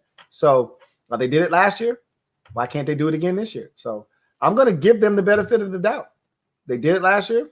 Okay. I think they can do it again. So that's the assumption I'm going to make until they prove me wrong. So thank you for the super chat, Barrett Downing. Greatly appreciate you. Got another super chat. This one is from Metaphor. Thank you for tripling up, Metaphor. Greatly appreciate you. My guy, Metaphor, writes, Friday practice. Doesn't Ramon want to meet the beard? Nah, he good, man. He can meet my half a mustache and the beard that I'm trying to grow. It's not Ryan Fitzpatrick epicness in terms of, beards, but it beats poor, right? So, nah, he's good. Right where he is. But I can speak for him when I can tell you, he's good. Thank you for the super chat, Metaphor. Greatly appreciate you. Got a super chat here from Jonathan Lang. Thank you for the super chat, Jonathan Lang, who writes, what's up, Luke? What up, Jonathan? Appreciate all of your hard work and great content for us Washington fans. That's all. I really do appreciate that. And I appreciate you. And I tell you guys this all the time. What I do doesn't hold any weight without your support, without your viewership, without your like button, without you guys commenting. All of these things drive this channel and help it be successful. So this brand doesn't continue to grow and flourish without the time, energy, and resources that you pour into it. So once again, Jonathan and everyone out there, thank you guys. Honestly, I really do appreciate you. Got a super chat from my guy, Rob U. As always, Rob U. Greatly appreciate you, Rob U. Writes, what up, Lou? What up, Rob U? Always good to hear from you, Rob U. Who writes, just getting in and gonna check out the playback tomorrow. Much respect as always, champ. Thank you, Rob U. Always appreciate you and all that you do here for the Louie T Network. So thank you for the super chat, Rob U. And hopefully you enjoy the playback. Mañana. Metaphor.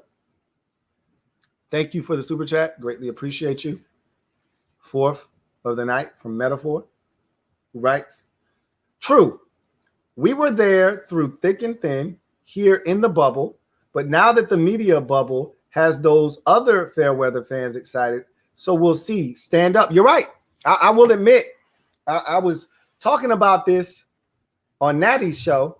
All right. Natty was like, look, you got, Rich Eisen and you got Mike Greenberg and all of these media types that are out there with these massive platforms kind of spreading the message like, hey, look out for the Washington football team. And I'm like, hey, that's cool, right? It's cool to have the national media putting people on alert like, hey, don't sleep. Wake your ass up. The alarm's going off. And if you're not hearing the alarm, I'm going to sound it again so that you do get your ass up. Wake up. Watch the football team. They got a chance. Ryan Fitzpatrick, it's going to be fun. That defense is really good. There are a lot of assumptions being made. And you're right. They're casting with them cheerleading for us. They're casting a much wider net that's going to consume and pull in some fans that might have been on the outside still feeling like it's not safe to go in. They may be getting excited as well. That's cool. The more the merrier. I don't care if you were one of those fans that decided I'm out until they make some changes. I'm out. That doesn't bother me any. Once a fan, always a fan. Fair weather fan. You hear from day one, 10 toes down, never leave, or whatever. I don't care. There's enough room on this bus, in this vehicle, for all of us. And I'll scoot over and make some more space. The bottom line is, it feels much more special, though, when you've gone through the ups and the downs, the twists and the turns, when you've been from the bottom and you get to the top. That makes the journey that much more special. When I was watching Giannis Antetokounmpo celebrate his NBA championship and what they had accomplished, the reason it was fun to watch him celebrate that is because he went through some strife. Man won 2 league MVPs, yet he had playoff struggles. There were series where he was completely shut down and his team lost because of it. And he had to wear the brunt of the blame because he's the superstar player. He's supposed to carry his team, and he was unable to do it. So when he finally was able to do it, it made it that much more special. And that's what I keep telling you guys. I don't know when this thing's going to finally come together and we figure it out. and we finally get over the hump and make something of a season and not just talk about it, but actually do it. I don't know when that's going to happen. But if it does, I should speak this into existence. When it does, you know what's going to make it that much more special? Looking back on where we came from, thinking about that 3-13 season with, 2 different head coaches and, 3 or 4 different quarterbacks, and not knowing where this organization was going to go, and hoping and begging and pleading that they fire Bruce Allen at the end of the season.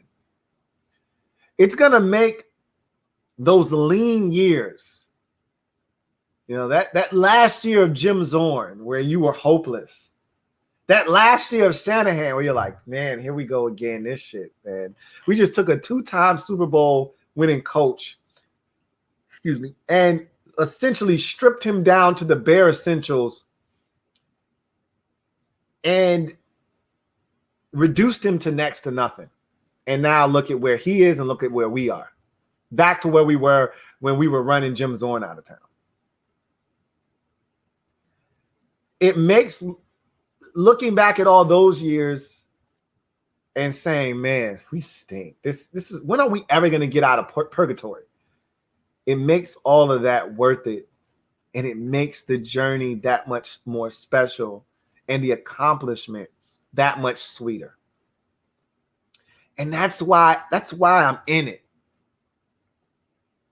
It's no different than me doing this channel or my other channel, because I know when I finally get to, that point where I feel like, mama, I made it.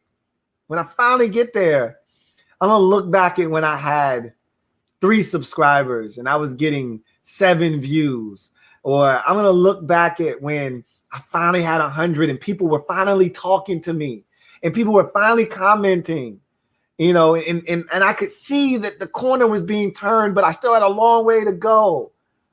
I want to remember those videos where I was putting on war paint on my face and I was talking in front of a lamp, and I would do a live video and only 5 people would be in the live video, in the live chat.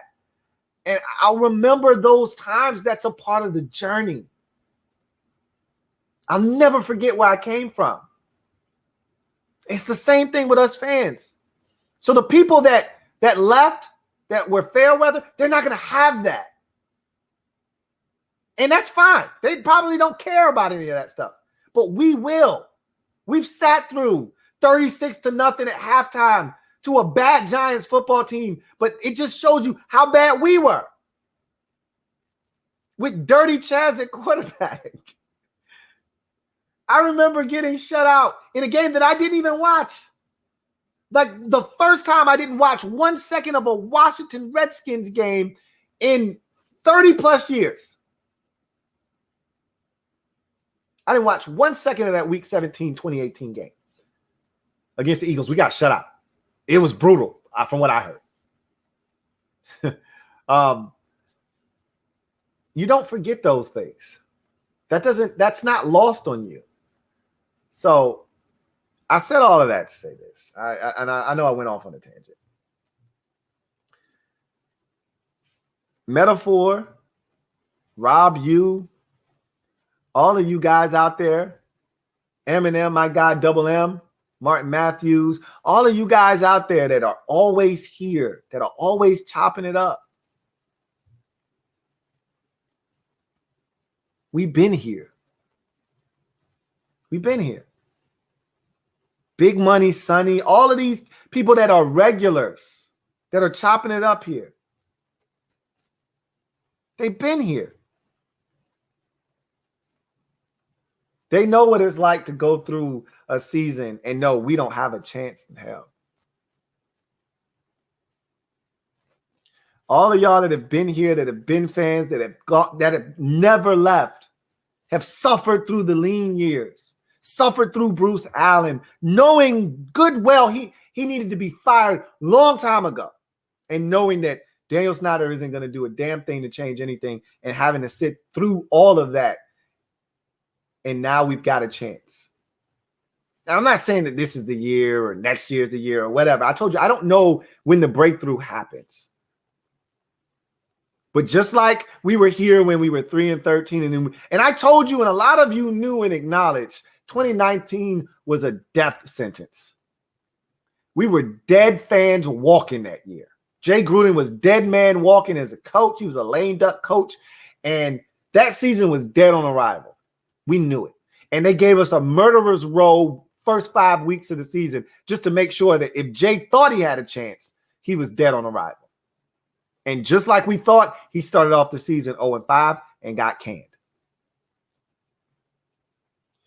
Those same people that sat through that are going to be the same ones that are going to be there when we finally start winning some playoff games and we got a legitimate shot. And if we ever hoist the Lombardi, bet your ass I'm going to be out there at that goddamn parade. And I hope to see every single one of y'all.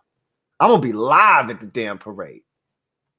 And I hope to see every single one of y'all I've been chopping it up with as we go to that ticker tape parade. Do you know how epic that's going to be? We can only dream about this. Okay? We can only dream. But at some point, I firmly believe it's going to happen. And it'll make all those years of us suffering and crying and bitching and moaning and complaining to one another, coming here game after game, another ass whooping in the books, and us coming here and ranting and raving, we need to fire this guy and we need to do this and we need to do that. It'll make all of it worth it. So I say this, fair weather fan or not, whether you've been here from day one, 10 toes down, or you're just getting here,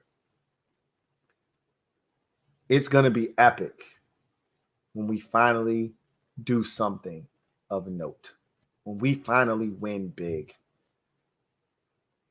And that's what we're all here for. So thank you for the super chat, Metaphor. Greatly appreciate you.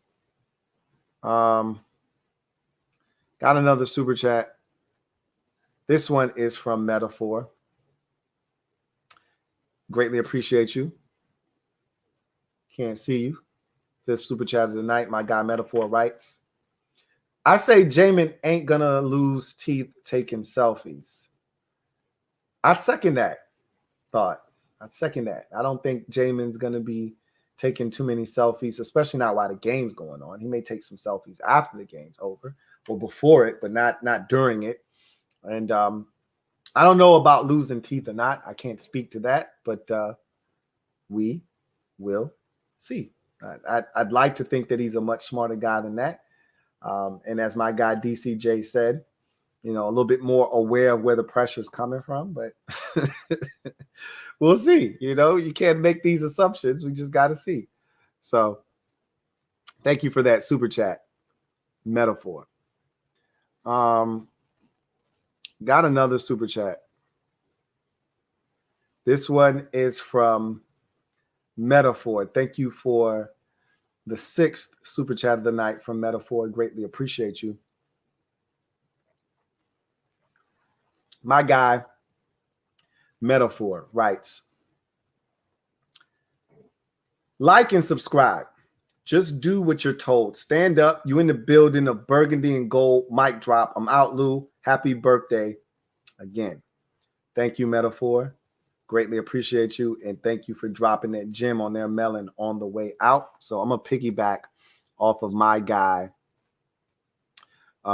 Metaphor, and ask you guys to subscribe to the Louie T Network if you haven't already done so. Hit that like button to support the Louie T Network and continue to help these videos be disseminated amongst the YouTube stratosphere. And hit that notification bell so you don't miss a thing. So you know when I'm going live, when I upload a video, so you know what's going on. So thank you again, Metaphor, for that. Greatly appreciate you and look forward to chopping it up with you next time. So that's the final super chat. So let me get into this right now. I talked about guys on the bubble. So let's talk about bubble players going into camp. Now, obviously, we've got guys that are going to be on the bubble heading into camp. They've got a chance to change the narrative. So you go into camp, a bubble guy, you come out of the camp situation in the preseason, a guy on the roster. There are guys that are hoping to do that. Let's run through the positions quickly, talk about some bubble guys. So I don't think there are any bubble guys at the quarterback position. So all three of those guys are going to make this football team, barring health. All of those guys, Ryan Fitzpatrick, Taylor Heineke, Kyle Allen, all three of those guys are on the football team. I don't think that's going to change. I think we can all agree on that. Running back position, I do think there is a running back quandary there. I think there is a decision to make. I think that Jarrett Patterson is going to make it tough on the coaching staff. I still think Peyton Barber is Ron Rivera's guy. And unless Jarrett Patterson comes in and wows them, knocks their socks off, or they decide, hey, he's so good, we still love Barber, that we're going to keep 4. I think the assumption is they're still going to keep 3. That is a situation where both Barber and Patterson are on the bubble, because I think it's 2 guys vying for 1 spot. So I think that is an interesting dilemma there. I didn't bring it up on Nati's show, but I probably should have. But no way, shape, or form is that not something to keep an eye on, that running back position. So I think those are 2 bubble guys there.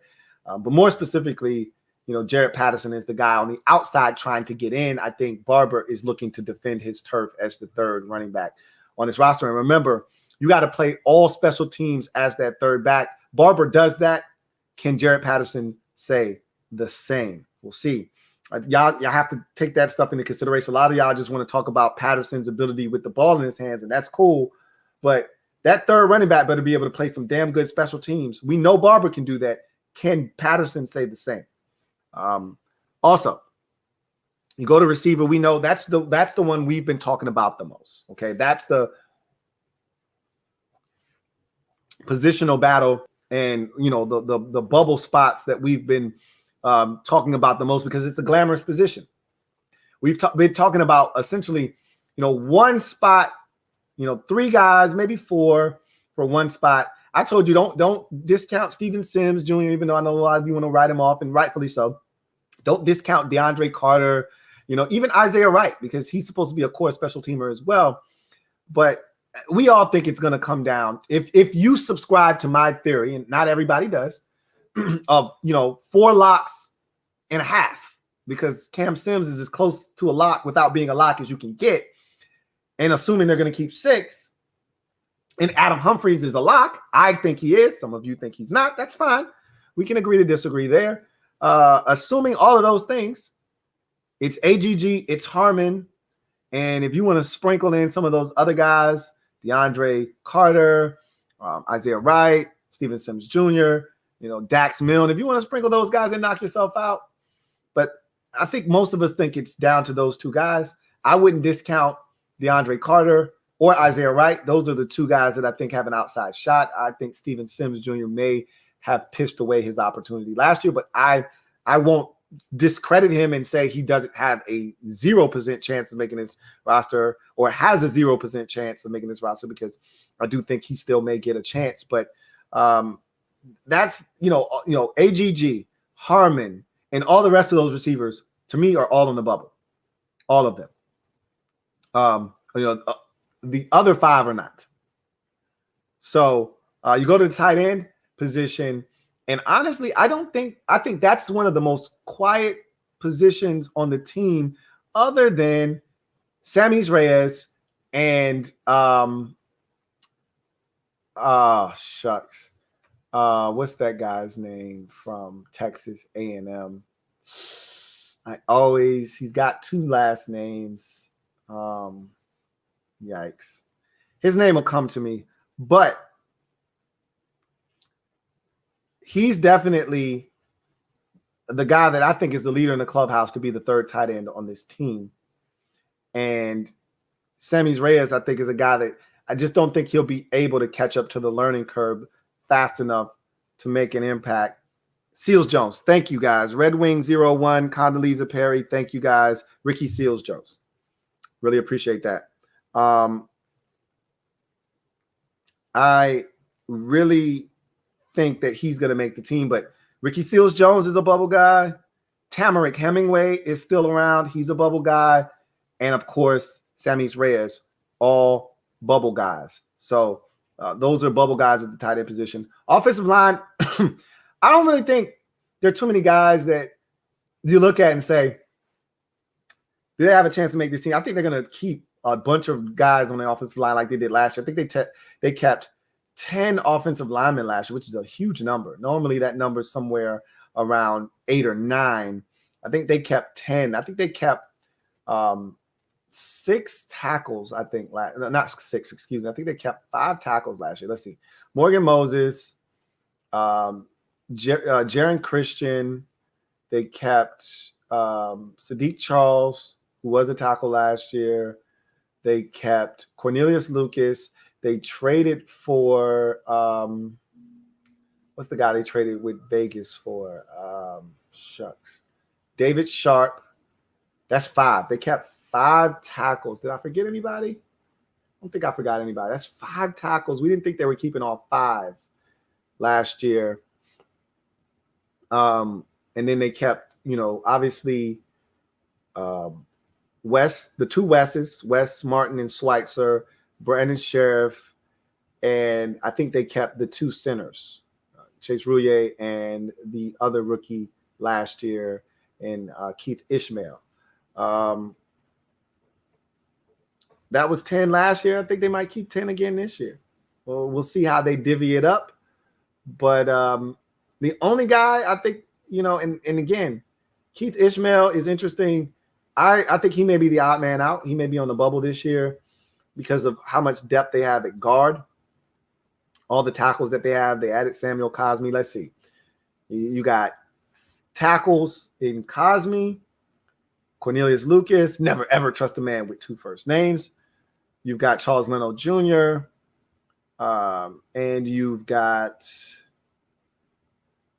I don't know if they still consider Sadiq Charles tackle. I think he's more of a guard myself. But David Sharp is still here. That's 4 guys. Let's just keep it at those guys being your 4 tackles. So Cosme, Leno, Lucas, Sharp, 4 tackles. I think that, and I may be missing somebody. I do that from time to time. You go to the guard position. That's where we're the most loaded. Sadiq Charles obviously offers you positional flex because I think he could play tackle as well, but I'm considering him a guard. So you got Sadiq Charles, Eric Flowers, Wes Schweitzer, Wes Martin is still around. Don't know. He's a bubble guy, is Wes Martin. Brandon Sheriff, obviously, that's 5 guards right there. So we'll stop right there. Anybody not in that group, you're on the bubble. But that's 5. And then Chase Rouillet. That's 10. I think that's the 10 guys that they keep. Now, I think where the bubble comes into play on the offensive line is Wes Martin versus Keith Ishmael. You want that last offensive lineman to have positional depth or a positional flex, rather. And I'm not sure if Wes Martin can play center or not. Keith Ishmael is the only other true center on the roster. If something were to happen to Schweitzer, you want the ability to say, all right, Keith, you're in there. Obviously, Wes Schweitzer has experience playing center in this league, but he's more of a guard. On game days, he would probably be your second center if something were to happen and they would have to play, offensive line musical chairs to kind of combat that and compensate for the loss. Like Chase Rouillet, to me, is the most important guy on the offensive line because he's probably the most irreplaceable. That said, I think Ishmael gets the nod over Wes Martin, but we'll see what happens. So I think those are 2 bubble guys, Wes Martin and Keith Ishmael on the offensive line. You go to the defensive side of the football. On the defensive line, I think that the Stanford edge rusher from last year, can't remember his name, but I always used to joke and say, hey, on 3rd down, I don't want that guy on the field. I want Chase Young and Montez Sweat on the field. But the Stanford edge rusher, I think he's in jeopardy with the addition of Shaka Toney and William Bradley King. So I think that's a guy that I think William Bradley King is a bubble guy. I think Shaka Toney's going to make this football team. So I think you do have William Bradley King. I think you do have the Stanford edge rusher from a season ago on the bubble. Casey Toohill. Thank you, Loser the Wizard fan and Red Wing 01. Casey Toohill is the name of that Stanford edge rusher. Those two for me, and I really think James Smith-Williams is safe. So I think those are your two bubble guys. I think two guys for one spot potentially, depending on how many they keep. If they keep in 5 edge rushers, then there's a spot for them. If they're only keeping 4, which is what I think they did last year, then you got 4 guys. You got your 2 starters, and then you have James Smith-Williams and Shaka Toney. So Shaka Toney would essentially be taking Ryan Kerrigan's spot on the roster, and then you keep it pushing. But I think if you consider last year, the Alabama edge rusher who signed with the Giants, Ryan Anderson, an edge rusher, which he kind of was, then that was 5 guys, and then you would have 2 guys competing for one spot. So both of those guys would then be bubble players. So I think you could easily make a case for William Bradley King and Casey Toohill being bubble players. I guess you could throw Shaka Toney in that discussion too. They may really love Casey Toohill more so than I do. I think Shaka Toney's making his football team personally, but we will see. You go to the linebacker position. Honestly, I don't really know if anybody's on the bubble there. I mean, we don't have enough depth for guys to really truly be on the bubble. I mean, there are other guys that are there, and I'd have to see them. And this could change. This conversation could change after watching a couple of preseason games and say, "Hey, this guy's pretty impressive. He's going to make it tough." But I think the 6 guys that are going to make this team, as somebody alluded to earlier, I think it's Jamin Davis, it's Cole Holcomb, it's John Bostic, it's Khalil Hudson, it's Mayo, David Mayo, and it's Jarrett Norris. Like, those are your 6 backers, which is crazy, but I think that's your 6 linebackers. So we'll see there. And then the secondary, things get really interesting. Are you keeping 4 or 5 safeties? What do you classify Bobby McCain as? A corner or a safety or just a DB? Are you considering the whole group just DBs and you're keeping 10 DBs?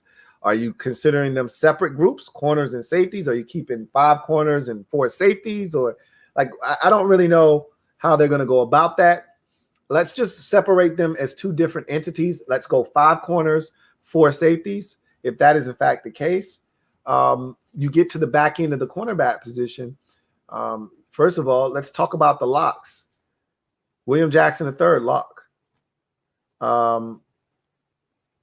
You've got a lock in Kendall Fuller. You've got a lock in Juice.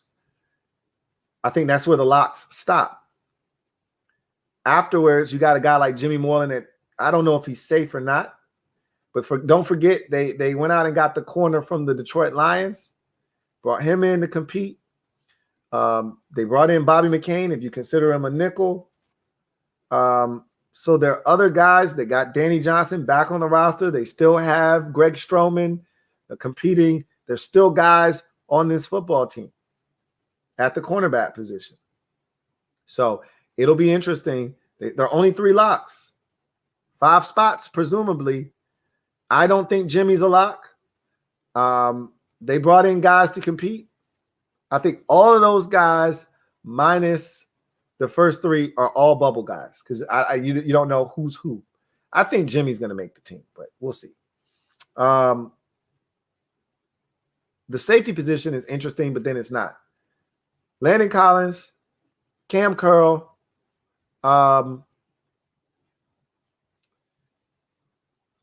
it is interesting. I take that back because is it 4 or is it 5? Landon Collins, Cam Curl, lock. I shouldn't say Landon Collins is a lock. He's not guaranteed anything. I don't think he's getting cut, personally. I think he's making this football team. But nothing's guaranteed there. Cam Curl, let's just go with the definites. Cam Curl is making his football team. DeShazer Everett is making his football team. Outside of those guys, I can't guarantee you anything. I am a huge fan of Jeremy Reeves. I think he's going to make this football team, but he could be the odd man out when it's all said and done.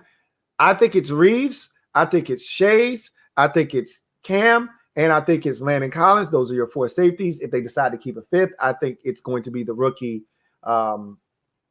Derek Force. So Force is a bubble guy. I think Reeves is a bubble guy, even though I think he's going to make the football team. And I guess you throw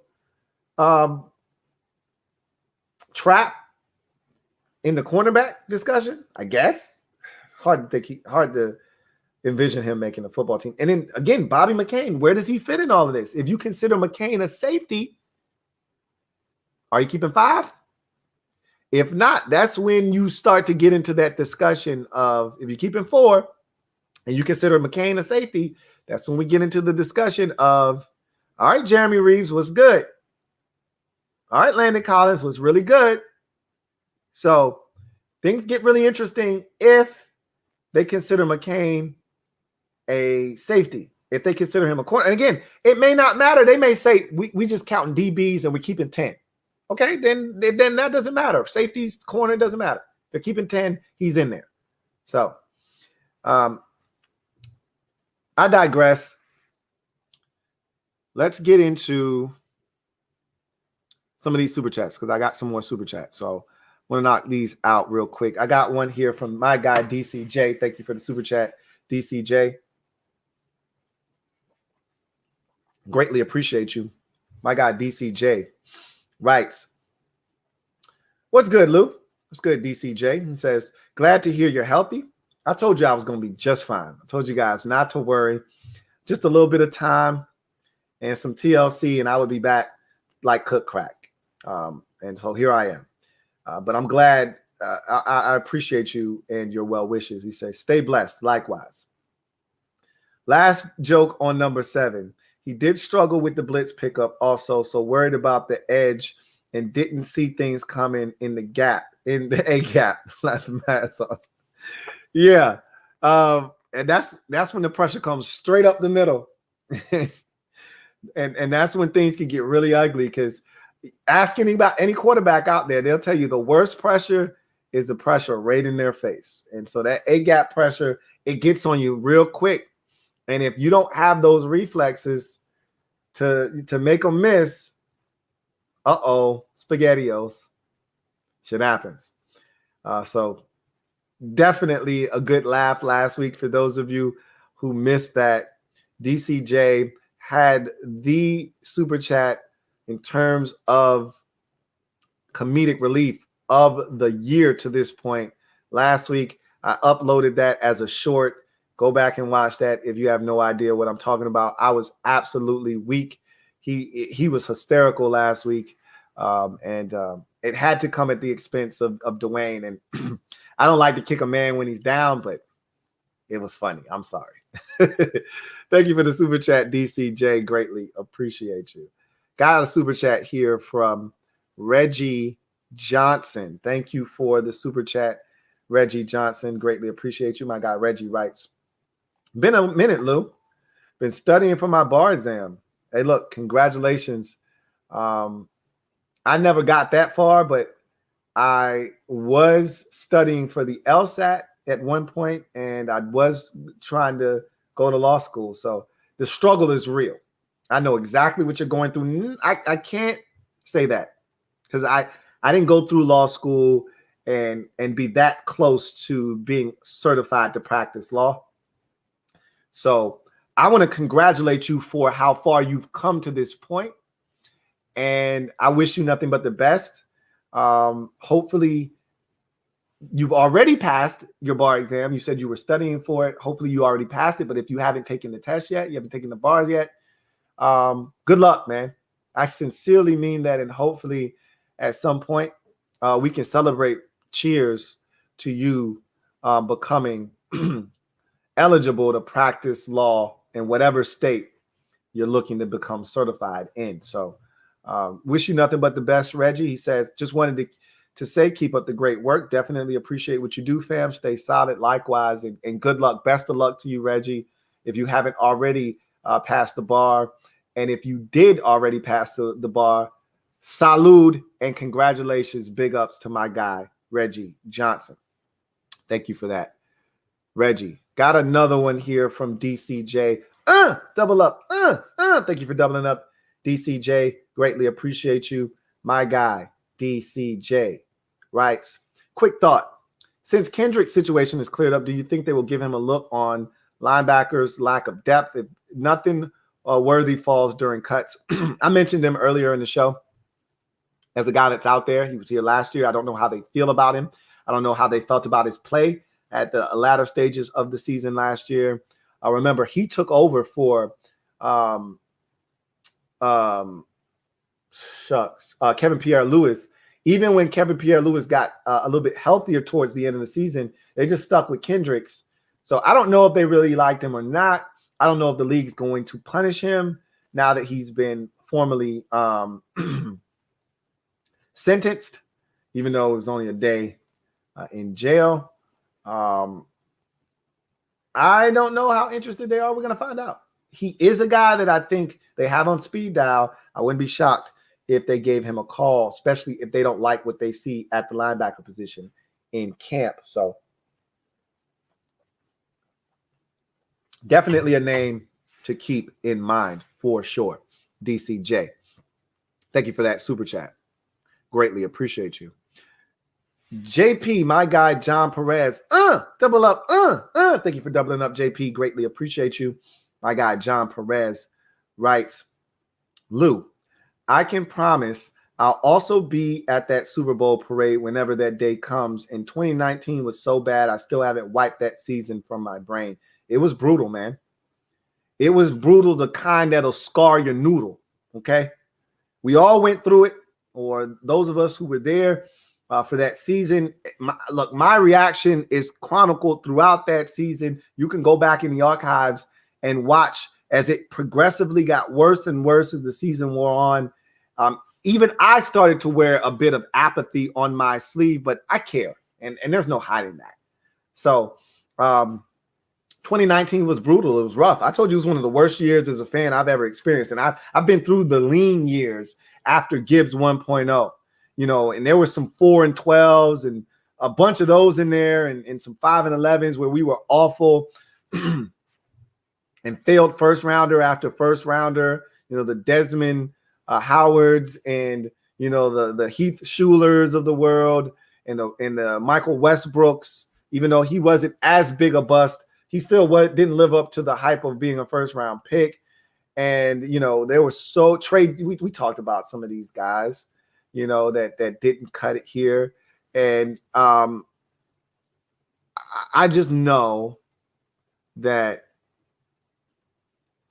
when that time does come, man, is it going to be sweet.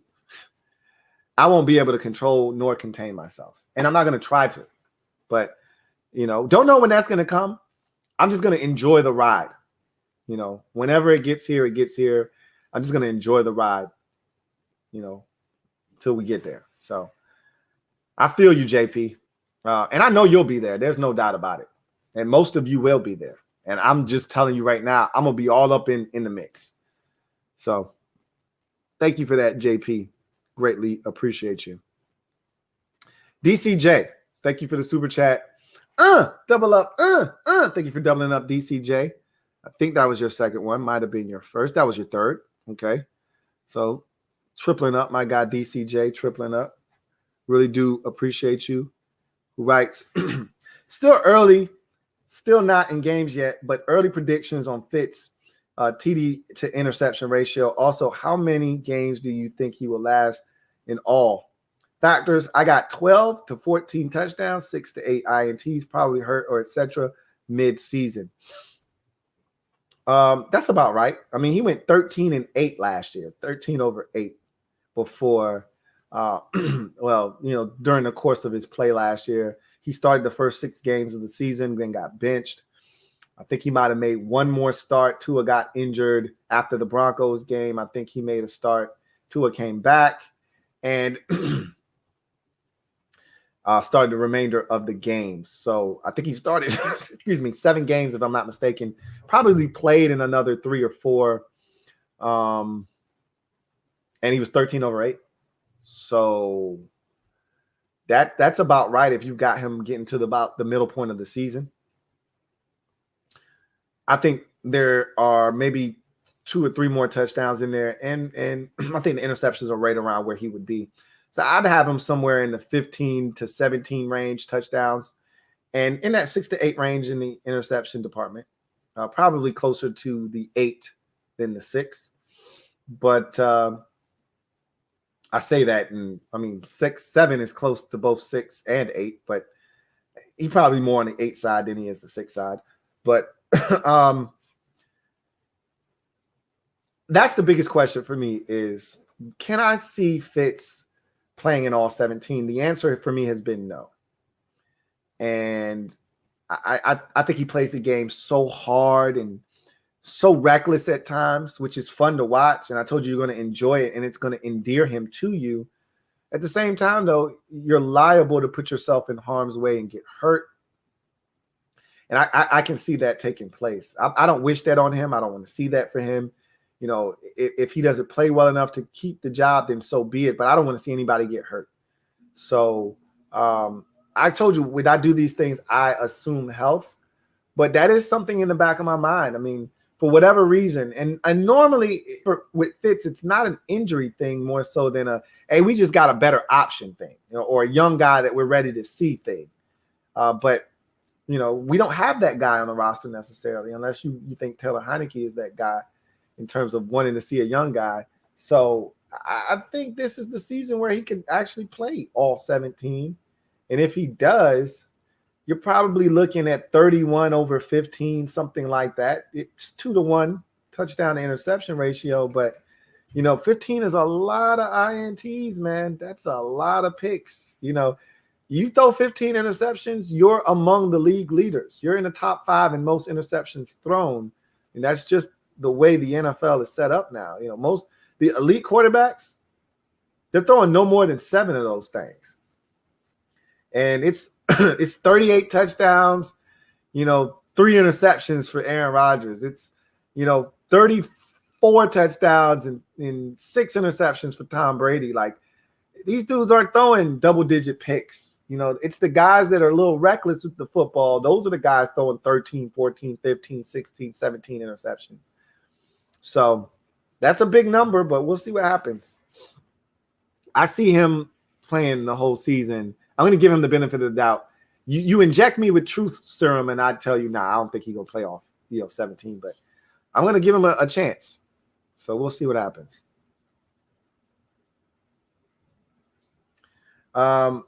Thank you for the super chat metaphor. Greatly appreciate you. You're back, or maybe you never left. But my guy Metaphor 7th super chat reads as follows: Reggie's first case, get number 7's wife acquitted.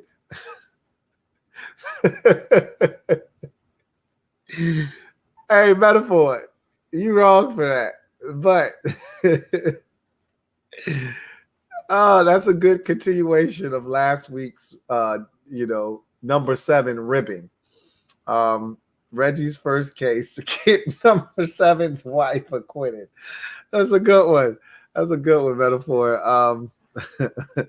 I would hate to put such a daunting task on my guy Reggie, but maybe Dwayne doesn't want to press charges against his fiance. I think she's his fiance. Again, I fiance, wife. I know it's not his girlfriend. I know that much. I know they're more serious than girlfriend. They're more intimate than that. But that's a tough one, man. Especially if and he's been claiming that he never lost a tooth. Okay, cool. But it's a lot tougher to defend a guy that's like, hey, I got proof, man. Here's my tooth. So anyway, I digress. Metaphor, you a damn fool. I know that much. I can't with you. Got another super chat This one is from Red Wing 01. Thank you for the super chat, Red Wing 01. Greatly appreciate you. Who writes, "Hey Lou, don't know if you were asked this, but how do you think Cam Akers' injury affects the Rams? Will they pick up Todd Gurley again, or maybe AP?" That was the assumption I made. Now, I don't think they're going back down the Todd Gurley route. I think they're done with that. I don't think Sean McVay is the biggest fan of Todd Gurley. So I don't see them doing that again. Could they go the Adrian Peterson route? Sure, but Peterson, to me, isn't the receiving threat that they would like out of the backfield. So I think they are going to try to roll with their guys. They have confidence in them initially. If, one of those guys goes down in camp, or they're just not satisfied with what they're getting, they could go the veteran route, or they could wait to see what running backs get cut. We've got one here that may get cut that they may be interested in, especially if he has a strong preseason, Jared Patterson, or potentially Peyton Barber. And they could say, you know what, that guy would fit our roster pretty well, and they could go after one of the young guys. So they're in a position where they can wait.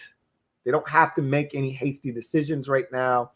They can see what happens in camp and in the preseason. And if none of those guys steps up and says, "Hey, I'm willing to be the guy, coach," and they don't have another guy, even if one guy does step up and say, "Hey, I'll be the guy, coach." And remember, they still have D'Angelo. I think it's Henderson. I think it's Henderson. I always call him D'Angelo. I don't think his first name is D'Angelo, but it's Henderson. They still have Henderson. So I think they want to roll with him, and they got some young backs that they like. But I do think AP could be in that discussion, but he's a veteran. They may have decided they want to go with younger, fresher legs. So we'll see what happens there.